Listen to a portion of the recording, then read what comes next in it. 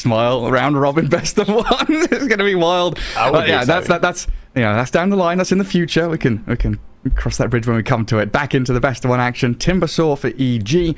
And honestly, any other team, I've kind of been worried about first phase Timber, but when you've got Whisper, I'm much more comfortable with it. Yeah, Whisper, he knows his ins and outs on this hero. I mean, we talk about how, oh, you know, they can flex this hero, it can be this or that. On EG, you see Timber, you know. You know what's happening. It's going to be Whisper.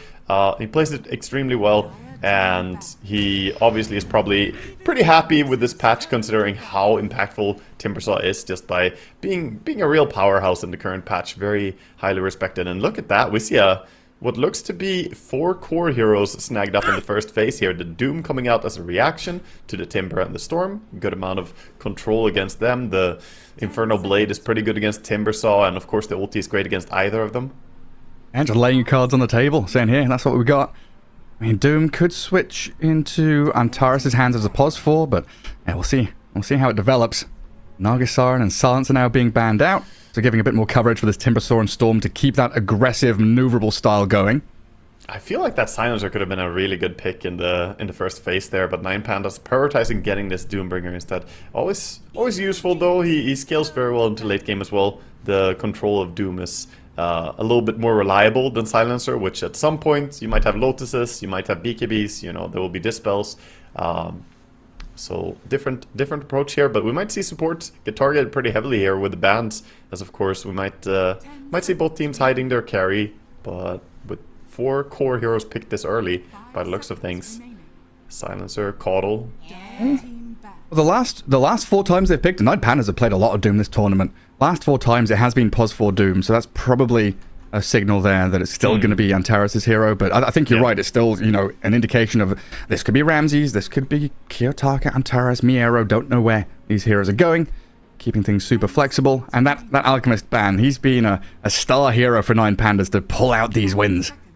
Yeah, definitely a little bit of a curveball and a hero that not many other teams are using, so EG, they haven't really been playing it themselves, just get rid of it, get that out of the way, and I like that they, on the side of 9Pandas, are protecting their Broodmother as well with a ban on the Naga Siren there early. Now, let's see if they are concerned about some other form illusions. There's still TB available, there's still PL available, but I think Timbersaw can,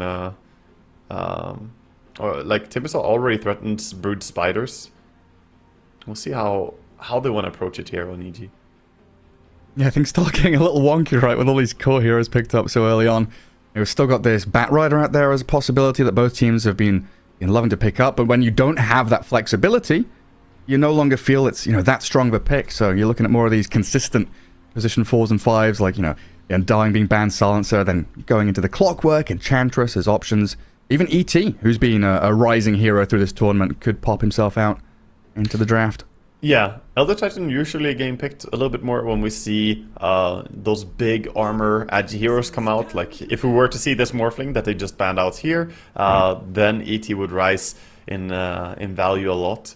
But you can still grab it. I mean, it's good setup in general, and even without massive combinations, ET can still just be a potent threat in teamfights. 10 seconds remaining. I mean, do you think both teams are also considering this Meepo, who's been a last pick cheese grab by a lot of squads? Like, have they covered their bases enough with a couple of picks already? I think Meepo could definitely work for the side of EG, but it's kind of complicated. If they're on Meepo, it has to be a carry Meepo at this point, which is doable, but I don't think we're going to see it out of 9Pandas, most likely here, with the heroes that they're running so far. Well, we do see the Bat and the Ench, those heroes I mentioned, that, you know, once we get rid of this Silencer and Dying and stuff like that, they're still looking pretty popular. Witch Doctor, a curious one though. Not picked by many other teams, but this is a hero that Solo does fall back on. Very solid in his hands, honestly. Yeah, it's a hero that might be a little bit underrated for certain things. It can be good for, you know, the cast stun duration onto the Ench creeps, but even just Maledict against Timbersaw, this massively tanky hero, if you Maledict him and then dish in some damage, you can actually get a lot of value out of a hero like him. And Witch Doctor ulti does destroy Ench pretty fast, so it's a way to kill her. A lot of supports really struggle to deal with Ench. I like the combination they're getting here with the Batrider as well, adding in a lot of magic damage. You need to have it if you're going to be able to deal with the Timbersaw come mid-game or post-laning phase. And they also set up a little bit, having more disables against this Storm Spirit. Yeah, right. And yeah, thinking about kind of mid to late game, having Doom and Batrider, some of these supreme control heroes against the Storm and the Timber, just single target, grab them, take them out of the team fight. And potentially... I just keep thinking back to this position 1 Doom that Ramses has pulled out from time to time. Like, Antares Bat, Miero Brood, potential for, like, this Ramses Doom plus a Witch Doctor, Infernal Blade and Maledict against the Timber. Whisper could actually struggle in the laning stage. That's true. It could be very threatening. I'm still not sure that you want to play the matchup of being a carry Doom against the Timber. It's a little bit worrisome for me about the Whirling Death, but your damage output is certainly there. But even just running the safe lane Brood though, I think she would be able to just farm away pretty happily there. Timber doesn't really have... he has a lot of damage, but Brood has so much sustainability, she'll probably be fine. Insatiable Hunger plus the webs, keep her topped up. And then, we talked about Cask and Maledict, but honestly, Witch Doctor, the most recent builds have been maxing out that Voodoo Restoration. Think about gaming Gladiators with their Aya Witch Doctor lane. It does offer you a hell of a lot of sustain and that AoE damage. It's like a baby Pulse Nova. It's sort of like that, yeah. You can basically just trade hits. If you skill up the heal and the Maledict, you can fight. It's pretty hard for a lot of heroes to try and outlast what he can do as well. So I'm curious to see how Solo is gonna run this in lane stage, since Witch Doctor definitely a hero that we haven't seen too much of here. Other teams kind of not acknowledging his potential, I think. His existence. Yeah, or that even. Just completely ignored. Well, one of Matthew's pesky heroes now gone, as it does look like EG are looking for that position 4 at the end. Bounty Hunter out, might consider the Rubik as an option as well. He's been pretty solid on that hero, and always this Rubik Timbersaw lane going to be solid. You can leave Timber alone for a little bit once he gets level 3, go stack, go control runes. Yeah, I would like to see them do what they've done before, just get Matthew on a hero that can scout out and provide vision here. I mean, they ban out the Bounty Hunter. I wonder if they're going to double down and ban out the Clinks as well here on 9Pandas, something we saw him be very successful on before. They don't ban it, so it's available.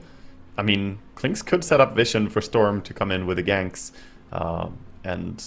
while Clinks is, not super popular, we've seen what he can do. Matthew just absolutely destroyed a game on it before.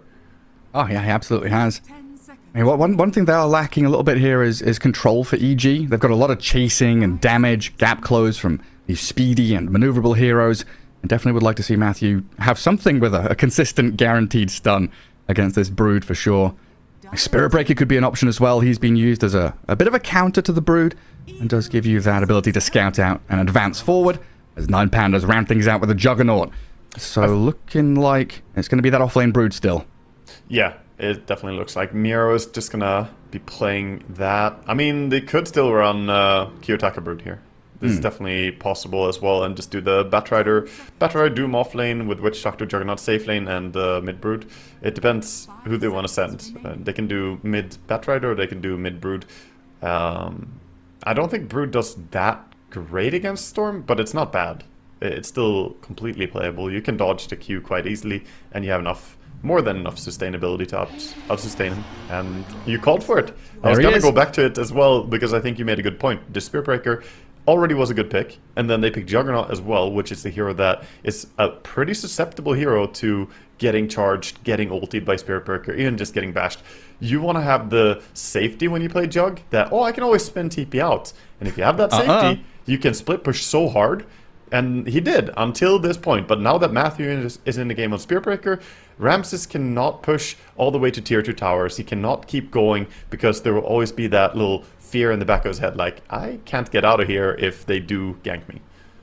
Yeah, and then that weird conversation about, late game scaling, who's going to feel more comfortable heading out of the laning stage into mid game, adding a Spirit Breaker there with a Storm and Timbersaw, often makes you feel like, even if you can get ahead and you've got a Juggernaut who feels like a real good late game, end game carry, if you get caught, all that net worth can just go down the drain. EG always going to be available with these moves. Yeah, it can. But I think it's going to be a co-carry situation here. So it is going to be Kiyotaka taking up the Brood. So I think he's going to get pretty strong as well, go for that right-clicker build, as we see Miero take the Doom. So Juggernaut, he does have some counters to him in this game, but I still think that it's not a bad game necessarily for him. And both teams coming in with what looks like pretty well-rounded, pretty nice drafts here. EG maybe with a little bit of lockdown weaknesses, but they make up for it by having, you know, other strengths in sustainability like Timber and Bloodseeker. Yeah, I mean, are you leaning one way or the other draft-wise? Probably a slight 9Pandas edge for me. I would say the Broodmother is a very, very powerful hero, and Doom Batrider looks really solid, and I can't really complain too much about this as a Juggernaut game. So a lot of it comes down to the mid. How is this matchup gonna go, and how will the different playstyles go here? Because Kiyotaka on his Brood, he's going to try and, you know, control the map the way Broodmother does, but Storm has a different approach. He's a very gank-heavy hero, unlike Brood, who basically tries to occupy a big area. So if Storm can get ganks going and try to mobilize his team a lot, then I think we could see EG take over the game. Yeah, I mean, even just thinking back to the group stage proper and how it went in their best of two, EG 2-0'd 9Pandas in about 30 minutes per game. Both of those matches had Enchantress, so potential here for a little bit of a bit of mentality coming into this best of one, where Enchantress has undone 9Pandas' work, because that can be the kind of hero that gets you that laning advantage, allows you to snowball and get the momentum going. So this game is actually 10 Pandas then? Because we have EG Panda and then we have 9Pandas? Yeah, it is.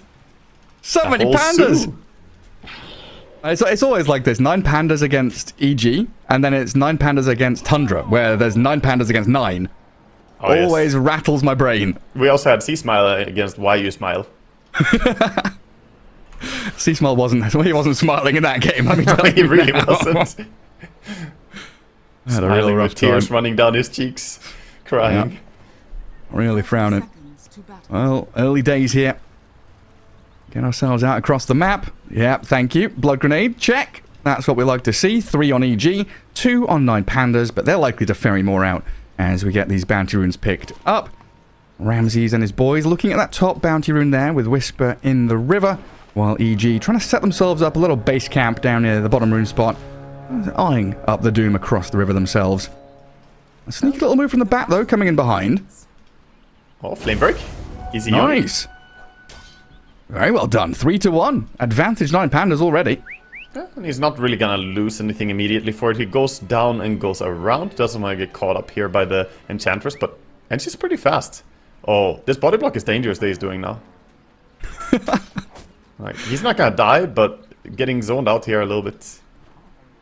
Yeah, not allowing him to do what he wants in blocking the creep wave. And is that going to put Dire Wave in tower? It does, yeah. It does. It is barely on the tower, so that little bit of block he got in there does mean that the lane is going to push immediately, giving Miero an easier time. Such a small move, but still impactful. And immediately EG trying to remedy this a bit by playing aggressively, but they take a beating from this Bat and Doom, needing the Enchantress to pull out the heal at level 1. I have a little bit of calm in that lane for now, though, as like you said, the wave will push back a little bit. And C-Smile in that mid lane against the Brood.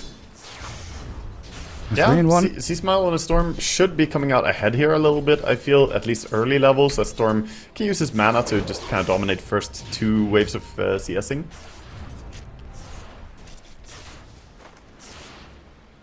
Get that early advantage. 7-2 every time 5-0. Every time I look bottom, Picaz is like past the creep wave, hitting Miero as often as he can. And burning through quite a lot of this early regen. Level we haven't 2. talked about top lane, but top lane we have shenanigans going on as well, as pulls behind towers has happened for both the teams. So we see Juggernaut happily farming away with a very nice amount of denies. Yeah, sitting pretty up there. C-Smile taking quite a hefty hit from Kiyotaka as there's this creep manipulation, just dragging waves all around the map. Try and get these early CS last hits in. Interesting to see he didn't go for a point in Q on Brood yet. He goes for a 0-2-1 build, wants that passive HP regen and a little bit extra movement speed, of course. Yeah, dodges that remnant. Speedy Broodmother, dipping back into the webs. Could go and grab the water rune down bottom, but for now it's Seasmile who's got that little advantage pushing the wave out with remnants, gets the rune control. Might find both for himself to refill that bottle. We do see a courier snipe. Yeah, the courier goes down. Pakas had a lot of movement speed, of course, because of Brood being super low on mid lane. So he goes really fast. I like the choice as well to go Blood Grenade on Bloodseeker. This is a lore-friendly item, you know, you gotta buy it. Is he going around with a little glass bottle, stealing blood from people, bottling up, selling it on eBay? He should get blood grenades when he kills people. He should just put a blood grenade in his inventory. Well, that's a buff to Bloodseeker, give it. They should just change blood grenade. You buy an empty... your empty bottle should be gathering up blood grenade charges. After a kill. I'm listening, sounds good. Rebrand Urn, you know? Oh, yeah. Solo, gonna grab the Lotus. Down at bottom, looks like Panda gets his hand on that one. Again, EG just skipping past creep waves to get these little advantages in this laning stage. Pakas finds himself in a pretty decent spot at the top of the last hit chart, 21 and 5. Even after that, a little bit of nonsense at the start with the body blocks and the waves moving around. But look at this wraparound. Coming in behind, Miero, he's been gone on by Panda and Pakas. First blood for the Bloodseeker. In behind, Solo's Witch Doctor has arrived, wanting to trade. It's going to be the Enchantress that gets burnt to a crisp. Venison for dinner there for 9Pandas. Up at top lane, okay, Ramsey's just coming in to try and contest the dragging wave that's been going on. Yeah, Ramsey's doing really great though with these pulls that are happening still. Whisper kind of behind in CSing, but now finally cashing in and getting quite a few here on the tower. As the Juggernaut has to just back and try to get the lane in a decent position. Bottle refill and a charge into mid. Kiyotaka. Matthew finds himself on the bottom of the river, but with that blood grenade and the vortex in, Seasmile. Turnaround from Kiyotaka, never going to be enough. Level 1 insatiable hunger. Not going to keep him in fighting shape, so a big kill on that mid laner. That's a good takedown. Nice rotation there, playing for the runes. I mean, they TP'd in for bottle refill. Might as well try and go for a gank as well. And when you have Timber offlane, that's the type of hero that you can leave. I think Timber also facilitates this Spirit pick, who's now coming bottom. Charging through. There it goes through the Doom into Solo's Witch Doctor. A little bash into Blood right. He's going to clip Solo there. Pakas doesn't really want to be running through this tornado and the creep wave. Needs Panda to arrive in his bottom lane. And 5 minutes in, we've got tri-lane action down south. I feel pretty happy just leaving Timbersaw alone. They got a little Purge creep as well. Very nice creep for Ench here to try and harass the enemy. Be aggressive as they have their own pull spot available. But right now it's Dire getting a pull. Yeah, I mean, mid lane again. There's a charge coming in. He's coming in hot, Matthew. Seasmile was trying to body block and get in front of this Brood. Might be able to land another Remnant and Overload. Kiyotaka, yeah, gets to tier 2. And the TP from Antares going to make sure that not only do they defend the Brood, but they can turn onto Seasmile. 2 blood grenades, Solo and Antares. Really sticking it to this Storm Spirit and really alleviating the pressure from the Broodmother there. Yeah, that was an optimistic attempt to try and kill there. They didn't have the pull anymore on Storm, so hard committing, going under that dive. You see the movement speed of Broodmother. She has 3 points in the web already. She does not get run down by a Storm Spirit, especially not at this point. Like, Storm didn't have ulti yet. She just easily gets away there. Oh, looking 6 minutes in, the only one kind of struggling, the Doom, 18 and 4, but he'll have his Devour. Should be able to catch up and accelerate. And I believe his Vanguard's coming on Courier now as well, so that's going to bolster his laning stage. There's another charge non-stop from Matthew so far. From left to right and back into mid. Seasmile's connection onto Solo grabs him the kill. They did tag him with the Flamebreak and Maledict though, so Seasmile getting burnt here and limited mana pool remaining. Balls across to the left-hand side. Blood grenade thrown his way. Fairy Fire popped. He's got some bottle charges and he's under tower. Looks like he's surviving. But it's a scary, scary situation. If they had level 6 on the Broodmother there, but she's behind the Storm in experience a little bit. Didn't get her level 6 quite yet, so she can't spawn Spiderlings. Else that was maybe a kill. Stupendous. And in the meantime, Timbersaw, Whisper has booted Ramses out of this top lane. He cracks level 6 before the Juggernaut does. Yeah, Juggernaut is smoking back towards top together with a Witch Doctor, but right now it is Whisper controlling the lane very handily here. Holding on to it and getting very nice experience before he even gets level 6, managing to force the Juggernaut to go bases. Very surprising to me. Yeah, just saw Ramsey spinning, TPing. 7 minutes comes. Wisdom runes 1 apiece. What's the answer to this Timbersaw right now? You were talking about it the other day. Is it head in the sand time? Pretty much, yes. They're gonna try and leech experience there, and Juggernaut currently just looking for farm wherever he can. He will take the push as it's coming in now. A lot of creeps coming in under his tower. He can safely farm this with a bit of heal from his Witch Doctor as well. Timber's around, but Jug should be completely fine here. Bottom lane though, charge. Yeah, this Doom caught up with the Bloodrite and the Rupture on him. Solo lands a pretty nice Maledict there. Going to be forcing EG back. Panda gets the sprites out to heal him up a touch. And Miero actually stands his ground with that Vanguard. Tanks through the majority of the damage. Yeah, just too tanky for them to really finish the job there. He didn't panic, he didn't start running or anything. Just stood there, trusting his team. Knew they had the heal coming in, and both the supports playing around him. Oh, and here's the efficiency from Whisper. Dragging waves into creep camps. They're stacked up. Juicy gold for him to take. Yeah, this guy's going to be stacked. Forces Juggernaut away, so not only are you being efficient for yourself there on Whisper, but also limiting the amount of farm that Ramses can find here. Ramses having a very hard time on the safe lane. Yeah, this has been one of those games where the laning stage barely lasted a couple of minutes. It's broken down so early on with twin gate rotations, charges, and moves around. These early items could potentially get delayed with the amount of aggression that's coming out of both of these teams. So far, it's been 9Pandas, reacting and trying to keep themselves alive. Solo's here to defend the Juggernaut, who throws the Omni Slash out just to stay alive. Survives against Whisper and Panda's immediate move up top. Omni Slash on cooldown though, and that was a TP expander. They don't get anything immediately for it as well. We'll see what they do with Storm now. Storm is going base. He's gonna TP out somewhere and gank. Mid, Matthew is getting dove. He's charging away though. Yeah, so what are these key early timings we're looking at for both teams? Miero. Oh yeah, you're absolutely right. The Ball Lightning TP rotation. He called for it. C-Smile picks his spot, and with the magic damage, he'll burn through that Doom, even as tanky as he was. Yeah, so you were saying, what were we asking about? So these key item timings, we're kind of looking at Maelstrom Bloodseeker as a normal one, but when does 9Pandas feel comfortable to go and fight? Or are they, oh, hang on, is Panda? I think non-stop right now around Timber and Storm, and just let Bloodseeker farm. As we see here, the Timber just cutting people to pieces, and oh no, the stack is exposed as well. Oh yeah, it is. Antares, he's trying to get as much as he can out of this. Hurricane back by the Wild Wing. And with these Timber chains forward, Whisper, Matthew, and Panda. Oh, C-Smile in the mid lane. Hey up, Kiyotaka gets a solo kill. Back to the action, though, as the Bat Rider is slain by the Chakram of Timber. A double kill for Whisper, but a big pick-off there for Kiyotaka. Kiyotaka finding a very good time to go as Storm came back mid after ganking bottom. He didn't have that much mana anymore, and Kiyotaka correctly identified a chance for him to just commit and go for the kill. And going for this multiple points in the Silken Bola build, I think it's working out well for him here. A lot of broods usually go for the max Q pretty early and just keep 1 point Silken Bola, but the increased slow that he has here with Silken Bola I think is really helping him out.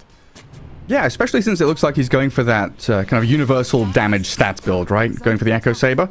Yeah, he will still go for a damage build. It's just, the slow facilitates him actually attacking things more. And he didn't need to max Q in laning stage, so this build just looks overall stronger right now. Especially if Storm ever runs out of mana. They want the Brood, though. They absolutely do. Charge, Ball Lightning. See, Smile gets the Vortex, but he's bashed up to the high ground. Stays up there, and Kiyotaka's fine. See, Smile is eyeing up all those spiderlings, but doesn't want to go too far forward. And that was 800 mana expended. It's very costly to make those moves as a Storm and not get a kill. You basically want to get paid for all the mana that you use, whether it's for farming or getting enemy kills. But if you jump like that, don't get the spiders, don't get the brood, it really hurts you as Storm. So back to jungle he goes. Now they know, though, that he can't really make a big gank as easily.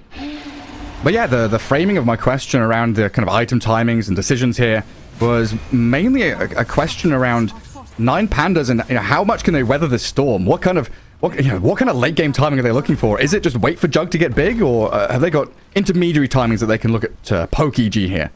Yeah, I think they can fight around the Doom possibly, but we'll probably see him go for a pretty like 33-esque build where he goes for this Midas and is gonna mainly just farm. I think it's mainly just weathering the storm, to be honest. They have some spikes to play around, like Manta Style is gonna be bid for the Brood, or when Harpoon finishes up, there are different timings still hit. But this is more a farming approach by 9Panda. EG definitely the more active team, looking to take the action to their enemy. DD denied. Kiyotaka with a little spiraling army out there. Make sure C-Smile doesn't get the bottle refill or the active rune, which is so important for Storm gameplay. Panda's going to scout him out, but Kiyotaka is going to turn around and fight the Enchantress. He's got to be a little wary with EG bringing numbers into this mid lane. Solo yet again just being this backup plan, the safety net for some of his cores. Sits behind the Brood alongside Antares, but look at the jump in. Chakram the charge, another strike from Matthew. Still lacking that final killing blow, and now a lasso dragging the Spirit Breaker back. 2 ultis for Matthew there to clear him out. I guess primarily defending that mid-tier 1, trying to deny. C-Smile gets the claim. Yeah, that was expensive for him to bring him down, and they do still lose the tower, so not the worst outcome there for EG. Probably pretty happy about opening the map a little bit. They got the top tower, now got the mid tower, and they can start eyeing up the bottom part of the map. By the way, the Juggernaut is just now finishing his Battle Fury in this center last hit he gets. And look over to the Ancients. That is a juicy prep for his Battle Fury. There's a 5 stack? Yeah, 5 stack on the Ancients right now. And a couple more further to the right as well. Yeah, I mean, Ramses, he's been unbothered, moisturized, just chilling out. Very relaxed in his own lane, in his jungle. Antares getting caught out in the mid lane though. Vortex back in. A good flame break keeps them at bay. Yeah, they don't have Spirit Breaker ulti yet, so not going to be able to secure the kill on him there, as he's pretty tanky. Got his little Windlace to run away and Bracer to keep himself beefy. Juggernaut starts finishing up the Ancients here as he pulls them back, uses the healing ward, and it's not going to be contested too much. Matthew is coming in, but a little bit too late perhaps. He might actually be able to do something here. I think Ramses is pretty low, hey? Healing ward is down. Gets off the spin though. So Matthew just going to bonk him a bit and back up. The sentry spotted him, so his invis move in didn't really surprise the Juggernaut. Ancients in the end will be cleared out by him. And both Miero and Antares down here looking to stick around on this tier 1 tower, make sure it's no easy push for Whisper, who's planted himself down south. Just trying to hold out onto that kind of dead lane down there. Yeah, Whisper not really bothering too much with going for like a full save item, going for Kaya first into Sanch. Sanch and Kaya giving him more than enough survivability for now. And then he's gonna go back for a Lotus Orb, it looks. Very good against these single target ultis from a lot of the heroes of 9Panda. Yeah, even just like bouncing back a cask can really piss people off. You know, you're charging forward, all of a sudden this cask... Have to wait for him to skill it up though. He's going full in on the Voodoo Restoration Maledict build for now. Didn't even notice, yeah. He's not even got a point in it. And he got his Pavis now on solo. Very useful support item. Oh, I hear Matthew charging. Oh, cask him! Oh, wait. Oh, Flame Break! Flame Break! Flame Break! There we go. Stop the Mad Cow from getting across the map. And now a lasso on C-Smile. Steps forward into the Doom. The double ultis, triple in fact. Witch Doctor lets it go with the Death Ward. And now an Omnislash onto Whisper. Oh, 9Pandas, some monumental kills here as they cancel the chain and kill off Whisper. Oh, a top lane as well. They're losing Picasso. This is disaster all over. I think Matthew's coming here again just a touch too late. Kiyotaka with another solo kill just pops out of the webs in that top lane. Yeah, runs away to safety as well. That's all 3 cores gone in an instant. What? What just happened, EG? Yeah, I mean, 2,100 damage from that Brood. The card's just not expecting it. Last time I looked at him, yeah, he's got 2.5 grand saved up on the Bloodseeker. Trying to get straight into the Mjolnir. And C-Smile, he's on the hunt again. Antares going to get dragged around. Pavis popped, solo saving up the bat. And C-Smile once more expending his entire arsenal to not get anything. Yeah, he's gonna get a regen rune though, so he'll be fine. He can even bottle up here as well before taking it. Has to wait out for the Maledict a little bit to end. But yeah, they're struggling to connect to anything, and it's supposed to be EG getting kills right now. They're behind the team that just wants to sit back and chill. The Midas Doom, the Juggernaut Battle Fury, the Brood mid. This team is ahead in kills against the team with Timber and Storm Spirit Breaker. This is a bad news bear for EG right now. Yeah, the greed is going to start paying off big time. And Panda getting taken down to half HP by the Brood, and Ramses joining in as well. Safeguarding that top jungle just to keep that piece of the pie to themselves, not allowing these invasions to be fruitful for EG. I'm just looking at Antares as well. He's getting pretty big on this Batrider, already level 10, 2 levels ahead of the supports over on the side of EG. I'm getting big. Scaling. This is where EG got to start putting their foot down a little bit. Can't let off the gas in this kind of game. We've seen juggernauts, you know, especially against heroes like, you know, Medusa and stuff, actually outscale them and go super late game and feel comfortable. Here, you know, Bloodseeker, he's much better scaling nowadays than he was previously with, you know, the shard and the item builds he can go for, but I still feel like Juggernaut in a straight up head-on-head clash is going to win out these battles. He does very heavily outscale him. Like, the problem with Bloodseeker that I see is just his late game is so susceptible to one of the powerful items of the patch, which is Nullifier. You rely on having Blood Rage on you for that 175 attack speed. Well, if someone dispels that, you just don't have it anymore. Doom dispels it, Nullifier would dispel it, and we might see, you know, both of those things on him later. So we start thinking about like triple Lincolns and multi-Lotus Orbs for them potentially as an aggressive move from 9Pandas. What? Oh, Miero. He lifted his arms there, was thinking about the Doom, but doesn't chuck it at C-Smile. Because C-Smile tried to jump at first, but then the animation cancelled it, and Doom stopped casting ulti because he thought that he wouldn't have time to ulti. Oh. What the... okay. Multi-level mind game going on. Yes, mind game, Garrett. Yes. Well, he does dodge the last bit of Maledict with a good ball lightning at least, and no casualties for EG, so they're still out on the battlefield. And Panda's up in that top jungle. Looks like he wants to try and get a bit of ward coverage down there. See what 9Pandas are up to. The Broodmother just has so much room, though. Like, the strength of this Brood from the mid lane, she just pivots up top, gets all this jungle farm for herself, and the wide open map is something she can utilize tremendously well. And she has that Orchid as well, so you gotta be careful when you walk in here. For now, though, Radiant have a high ground ward. We'll see if it gets dewarded. Does Antares realize? Well, they're under a ward. Yeah, 9Pandas trying to rebuff this. Antares, the first point of contact. Ball lightning, a long one. C-Smile, 80% of his mana down. Antares, Pavis up and Lasso out. The Storm caught up, but they do get the kill. A ball away as Pakaz joins in. 9Pandas looking to retreat. They've lost the high ground advantage, and the Broodmother getting shredded, but turns with a lifesteal. Trying to fight back into Matthew and Pakaz as C-Smothers drop in the end, trading out for the Brood. Solo in trouble now as well. The Bloodseeker and Spirit Breaker gap close quickly. Get the charge and the run forward as they take down 3. Yeah, that was a really good fight under a ward for EG to take. They had to observe a ward, it wasn't spotted, and 9Pandas were just caught out of position. There was also some other things going wrong there, like the silence from the Brood's Orchid was used on the Enchantress to try and stop her impetus damage. She only has level 1 impetus. She doesn't do that much damage anyway. You need to silence the Timber, you need to silence the Storm. Either of these heroes would have been a great target, but yeah, that fight... It was a difficult fight to take to begin with for 9Pandas since they didn't have the high ground vision and they were initiated upon. Man, now we start to see some of these kind of stacking steroid items come in for that Bloodseeker to help him out. Ench with the Solar Crest. Literally, when it spawns, just immediately taking it here. One of the values of having Juggernaut in your team is that you can go for super early Tormentors with Healing Word. Solo's Pavis helping out as well.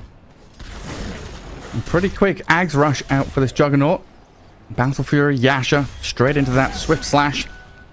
Very interesting approach, yeah. This is curious to see that he doesn't upgrade the Yasha into either Sanch Yasha or a Manta style in this game, but rather he wants to have a more fighting approach with this Aghanims, giving himself a way to keep bursting people as well. It's a good response when you get ruptured. Having, you know, 2 Omni Slashes at your disposal, basically. More ways to juke it out. Yeah, there's just a lot of noise from EG, right? Like Chakram, Rupture, Bloodrite, Charges, Nether Strike, Remnants. Let's put on some noise-cancelling headphones with a Swift Slash and say, no, I'm not dealing with all this crap. That's a good way to see it. Also a good way to try and DPS into the Enchantress, you know, pop out the Swift Slash. Oh no, the Wisdom Rune, it gets killed by a Centaur. Denied. Miero's here to chase it back, maybe get a bit of vengeance. Flaming Centaur. You are the Wisdom Rune now, he says, and Midas is in. Yep. A little bit of a lull now, though, as it looks like EG just falling back to farm out some Ancients. Get up these neutral items.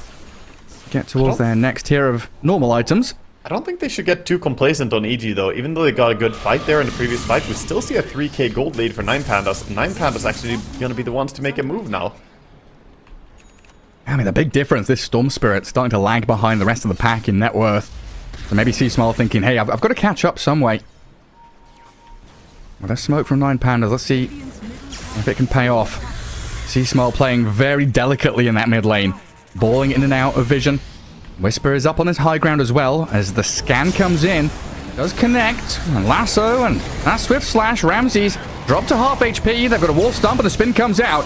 9Pandas thinking how they want to continue this fight because the rupture and the blood right causing problems for them now. Doom doesn't get his ulti out, and Picard sprinting forward. He's going to find the potential here to go for Ramses. Decides Antares not worth his time. He wants the Juggernaut instead. 2 heroes already gone. A third one will fall. And EG, they swing hard. Yeah, too much hesitation there from the usage of spells as well. Doom not getting his ability out, but yeah, EG, they were in a good position. The smoke gank was coming. They were close enough to each other as they went to try and initiate there with Batrider riding in. They didn't know how much they were getting themselves into right there, as that was meant to be a quick little gank. You know, they didn't have Broodmother. It wasn't a full 5-man rotation. They just wanted to find a pick-off, but too many of EG players were in the area, and this is going to cost them big time. Going straight towards Roche here with the Solar Crest. And should tank it. Yeah, I mean, Kiyotaka not joining that fight, being very greedy up in his top left corner, and EG exploiting this fact on top of the Broodmother, turning this fight from a 3-0 to a 4-0. Yeah, losing him as well. This is the power of EG's strat. They have Spirit Breaker, they have Storm, absolutely amazing fighting heroes. Timber, an early game powerhouse that also, you know, becomes pretty tanky later on, but they're playing into their power here by just taking these fights instead of just everyone going farming on separate areas. The fact that they stay together punished the rotation from 9Pandas there. Yeah, that was that little discussion we had at the end of the draft, right? Thinking about late game scaling for 9Pandas, looking good with Doom, Brood, this Juggernaut, late game Master, but having this kind of map control, the gap closing from EG means nowhere is really that safe on the map. If there's ward coverage down or the ability for Matthew to sneak in behind, if they catch a glimpse of a hero, that at the drop of a hat, they could have 4 men right on top of him. Yeah, and Matthew, when he's not playing an Invis hero, he turns the hero to an Invis hero. He has that Shadow Blade on Spirit Breaker, so he can start sneaking around, maybe find some initiations for his team, or, of course, just charge in invisibly. Very, very useful for extra damage and a little bit surprise factor. I guess to take out a wave up top as well. And EG just continued to defend this mid-tier 1, something that Kiyotaka has been eyeing up for a while, but not able to get on top of it. Not being able to remove the tier 1 tower mid is pretty big for a Broodmother until now, 24 minutes in. Finally, it gets denied by Storm. So map is now a little bit open for 9Pandas, but they still have to be so worrisome about these ganks that you were saying. If you show somewhere on a lane, you might just get killed. Look how many heroes are showing on lanes right now for Dire. 0. They're farming jungle, they're pushing lanes with spiders, they're trying to avoid these rotations. Yeah, and equally, look at the ward coverage, right? 3 observers up in that top part of the map. They don't see anything deep on the Radiant side. Everyone from EG kind of tucked away, hidden from 9Pandas. And meanwhile, EG have much more comfortable time pushing out lanes, because you can even just send a Spirit Breaker, send him over there with a Shadow Blade and a charge, you know. He is not a good target to go on. Sure, if he dies, he dies, but you can definitely use him to take some more risky creep waves, while the rest of your team can play in a safe way off map. Well, here comes Lincoln Sphere number 1. C-Smile has almost completed it. Vakaz gets a bit of free reign down bottom. He's got BKB and Aegis, so yeah, he's feeling comfortable to push waves himself. 9Pandas all grouped up top. A very tight-knit group here from the Eastern European squad, trying just to make sure there are no stranglers, no easy targets for EG. Yeah, they're trying to not bleed kills to this rotation that they have obviously seen how powerful EG are, but this also leads to them farming less than they could. They are not farming the bottom creep wave. Obviously, right now it would be very dangerous, but they're not farming, you know, as aggressively as they perhaps would like to. And that's where we get that little swing back. It went from, what, 3k lead for 9Pandas back to about 1 or 2 currently for EG. And every one of these EG's heroes down to that bottom tier 2. Try and get the most out of this Aegis. Yeah, they want to get this tier 2, and I don't think there's any good reason for 9Pandas to try and defend this. You just give it up, accept that you're not going to get it. What I would like to see... Actually, are they moving over there with Ramses? I was going to say, I would like to see Ramses try and move himself over to try and steal the enemy Tormentor, since he has Juggernaut. Okay, they're fighting under a ward. Hello, Matthew. Omni Slash, or is that the Swift Slash? Don't jump across into them, but the Bat Rider is the one to die first. See, Smile, a little zip off to the right-hand side as Ramses used both of his slashes in the middle of that fight. And currently, only going to be killing off the Enchantress. Now, Wind in the sails for EG. They're going to sprint forward, aiming for solo. Pavis doesn't protect you. All that pure damage out of Whisper, and C-Small with a long ball in the bash onto the Broodmother, catches Kiyotaka. Disaster strikes for 9Pandas as EG once again swoop in. The initiation went completely wrong there. It was optimistic to try and take that fight, but his Omni Slash got completely ruined into the creep wave there. He didn't do any real damage to anyone on Juggernaut, and Jug is the type of carry that jumps in, kills something quickly, and then gets out. He didn't. He didn't get the kill that he wanted. He didn't get, you know, a core hero down. They did kill Panda, but that's not really enough. You need to bring down the Timbersaw, the Bloodseeker. I'm surprised they chose to fight that, though. They saw 5 heroes bottom, and I didn't think that 9Pandas were really in position to take the fight, but we can see that they are aggressive. They want to take the fight. They want to try and get a foothold on this game, and like the Observer was pointing out there as well, just before this Jug got level 20, that's the key talent they were looking for this Juggernaut heading into late game. Yeah, that will allow him to actually start trading hits and man fighting up against heroes like Bloodseeker, be able to stand his ground with the heal that he gets. The downside is, though, he might just get controlled by like a Spearbreaker bash or something and die in that duration. Oh, Matthew gets doomed. And got the first doom we've seen in quite a while. Onto the Spearbreaker. This is melting. With the bulldoze. That's a pretty decent kill, but still, you know, spending doom on that. Ulti down. They're going to give C-Small a pretty happy time as he just comes out onto the map, not feeling too threatened anymore. Yeah, going down to bottom lane now. Kiyotaka and Ramses together, looking for Panda. And he's got both slashes ready with a basher in hand. Panda just going to back away. AG have been so good at this, of pressing forward and relinquishing control over bits of the map that they don't feel are worth sticking around and fighting for. We'll let 9Pandas come down here, get a couple of jungle camps. In the meantime, now C-Small's farming top. We're taking out our Ancients, which has got to be, you know, the biggest things of this patch, controlling your Ancients. Hey, hello, Antares. Lasso in the mid lane. They've caught out this Bloodseeker, but he's got BKB. Turns around and tries to fight. Maledict and the Death Ward up on him. A Storm zips forward. Swift slash there. Ramses trying to get on his man. Kiyotaka kept alive. Matthew couldn't finish off the job on the Brood. Now with a takedown of the Spirit Breaker, 9Pandas looking to retreat, but another ball in. C-Small's out of mana. He's got nothing left in the tank. Doom and the Juggernaut right on top of him. C-Small in a lot of trouble now. Low Assault placed on him, but with the Infernal Blade there, they'll slow him to a crawl and a double kill from Jug. Swift slash comes off cooldown, and Whisper, he's getting handled. Does chain up to high ground, but burnt down by Antares and solo in the end. Oh, beautiful fight there for 9Pandas. This is exactly what they wanted. A fight where they can finally, you know, stop the Bloodseeker from going in and shredding everyone. Yes, you didn't burst him immediately, but you brought him low enough with the Maledict that he cannot go in and fight. The rest of EG still felt like they can go and fight. Well, Enchantress were trying to tend to the wounds of the Bloodseeker. She went over there with the healing, trying to bring his HP back up, but a fight without Bloodseeker actively hitting stuff, 9Panda actually win that super hard because they just have so much damage output right now. And just took him out of the fight completely, and they're onto tier 2 now. Oh, they're all warmed up, 9Pandas. Healing ward down. Glyph used up. Not going to matter too much though, just delaying the demise of this objective in the mid lane. And even thinking about high ground with this DD on Kiyotaka. Broodmother building her army.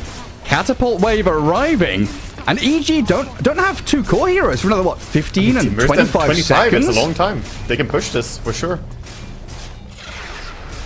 Bloodright's thrown out there just to try and slow this down a little bit, but there's no brakes on this train from 9Pandas. Okay, finally gonna back out. They don't want to give an easy fight here, don't want to give a 5v5, so gonna back out, respecting that they could get caught by Spearbreaker and Storm on the way out, so they don't lose anything really, and now they've opened up the enemy base as well.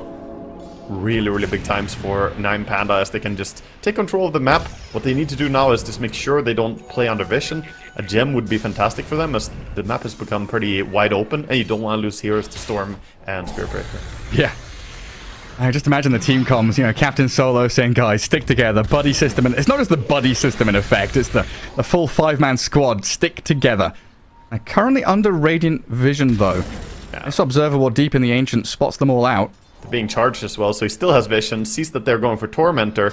The entire team is heading over there with a smoke on EG, but they're not going to be in time to stop the Tormentor. We'll see if they can maybe pick them off as they back out here. Oh, they cancels the charge there, Matthew. Look at the discipline by 9Panda. They feel it. They're like, nobody's showing, guys. We don't see anyone. This is sus. Very suspicious. It really is. And another minute and a half to go for Roche. We know that. But the players, you know, for all intents and purposes, could be right up right now. Nullfire complete on there it is. This is a massive power spike right there. That's the key item you've been talking about. Against this Bloodseeker as the smokes break. Miero jumps in. Pakaz trying to find a target as Miero throws the Doom forward. Get into the midst of battle as that Spirit Breaker getting slapped down, and they got the Doom on the Bloodseeker as well. Swift Slash going to jump in. The Omni Slash clears through too. Oh, see Smile about to die. He's gone.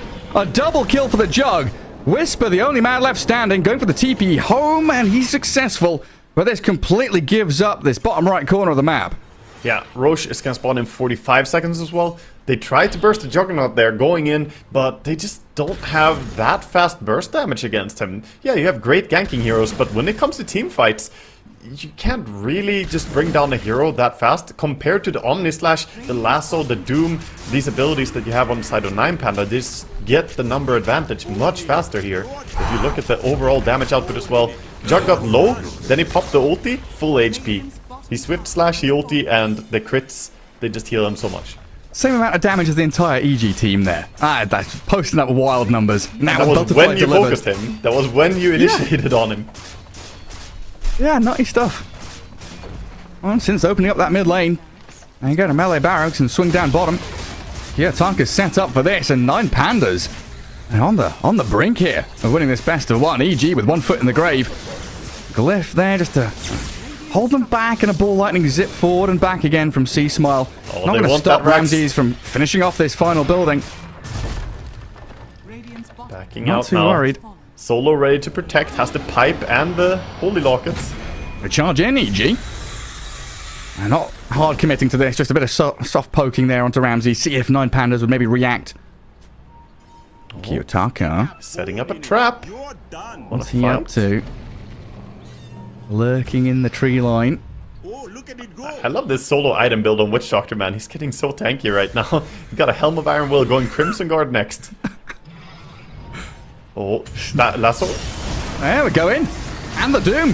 This Timbersword dragged up atop the cliff. Swift Slash and a final bit of damage dishes it out. Dead for 80 with buyback available. Force damage 10. A little bit of a cliff moment here. Enjoying the scene. I'm the king of the castle. He's tired of this. TP. TP's top, pushes top, and then he's gonna portal. Well, actually, don't even need to portal. Roche is about to join him on the top lane soon.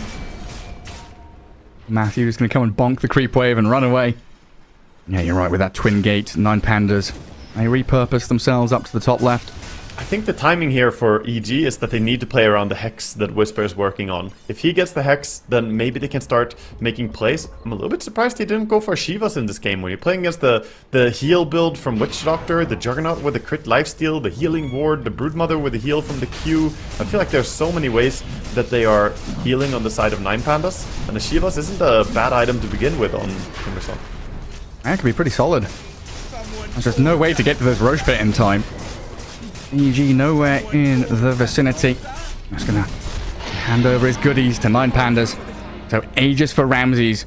And like you said in that previous fight, he was the one that was focused and gone on. If you couldn't kill him off once, he's just gonna run up to your high ground and have 2 lives to play with. Yeah, he's incredibly secure now with this. Gonna keep himself completely healthy and alive. And we see, of course, the Broodmother getting stronger as well, not just the Juggernaut. Jug, full Abyssal coming in on his courier, and Brood about to complete an Eye of Skadi very soon. And there's a DD rune that spawned up at top as well. If that courier could go and just go scout it out and see what's going on. Could see it. At the same time, by the way, speaking of Shivas, the Doom does have his Shivas against Ench and Bloodseeker heals. Nullfire to stop Bloodseeker Q and all jump. Grab. It's just so quick. They blow up Panda, Doom the Spirit Breaker, catching both of the supports out. 9Pandas advantage as they push high ground. One buyback's being used, the Lotus Orb bouncing back the Omni Slash. Picard survives as C-Small gets bashed up.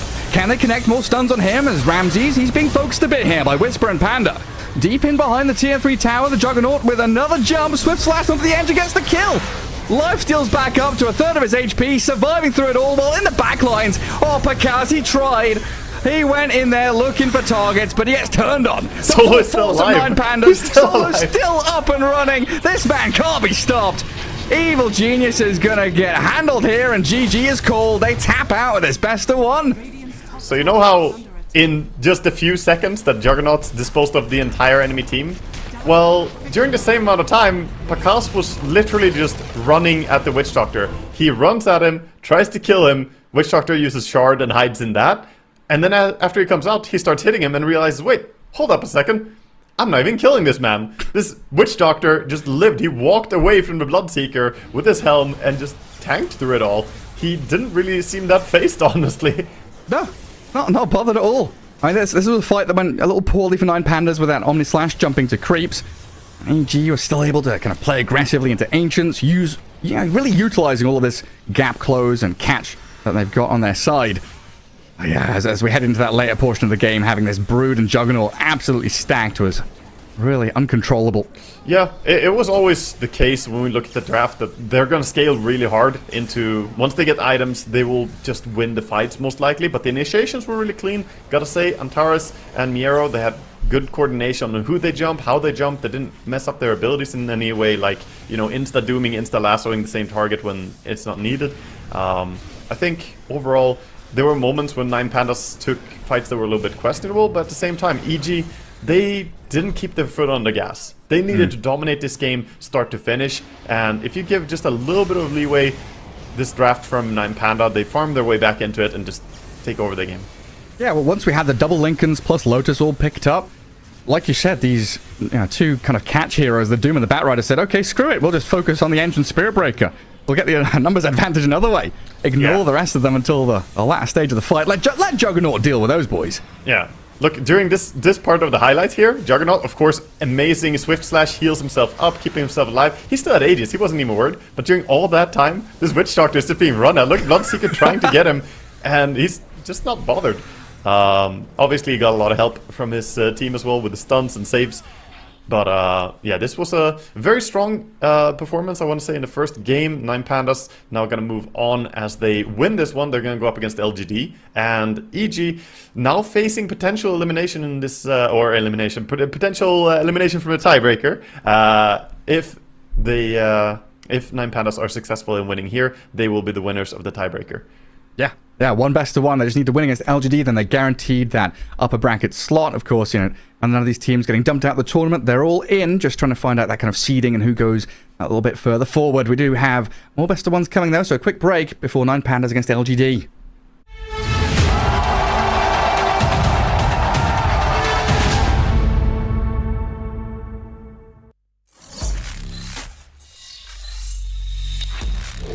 Open your eyes. When you look into my eyes, tell me what do you see? Tonight, I'm gonna show you the wonders of the mall.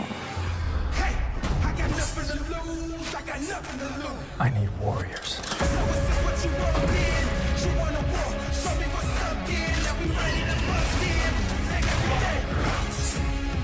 Take everything, leave 'em with nothing.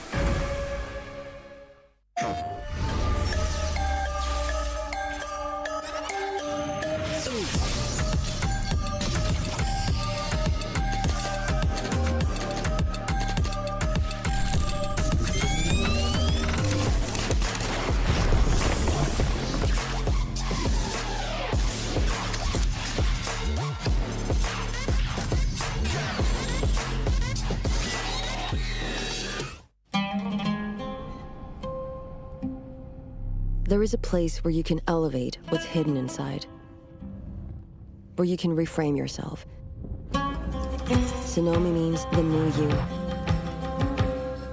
The you can step into. Because when we know who we really are, we become unstoppable. Enter new dimensions of you. Sonomi.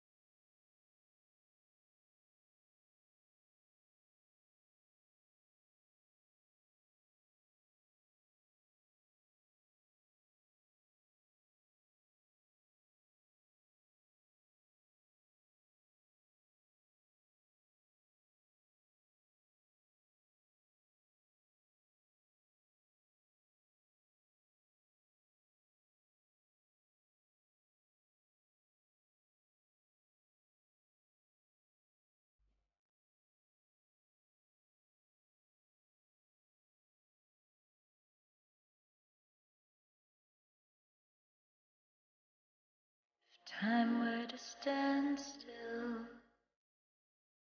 if I had a say where I'd run to,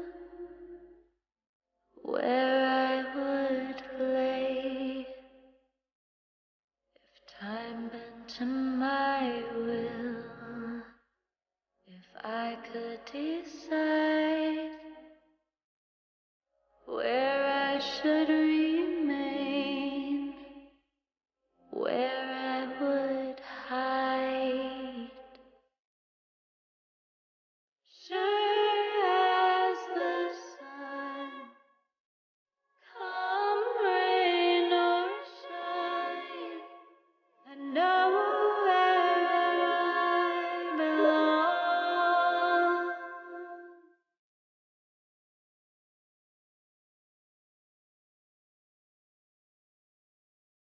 Time were to stand still,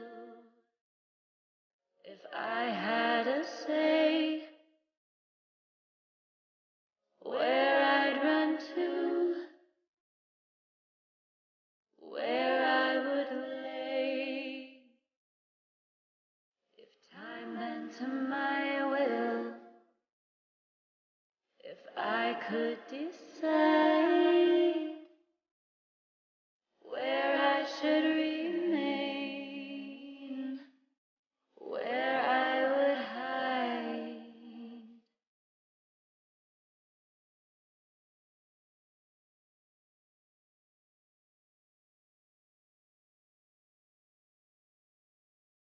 If time were to stand still,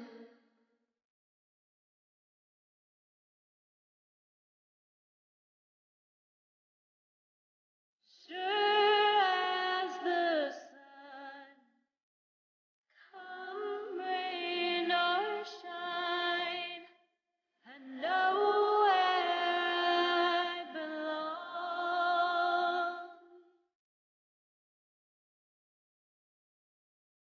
Sure as the sun, come rain or shine, I know where I belong.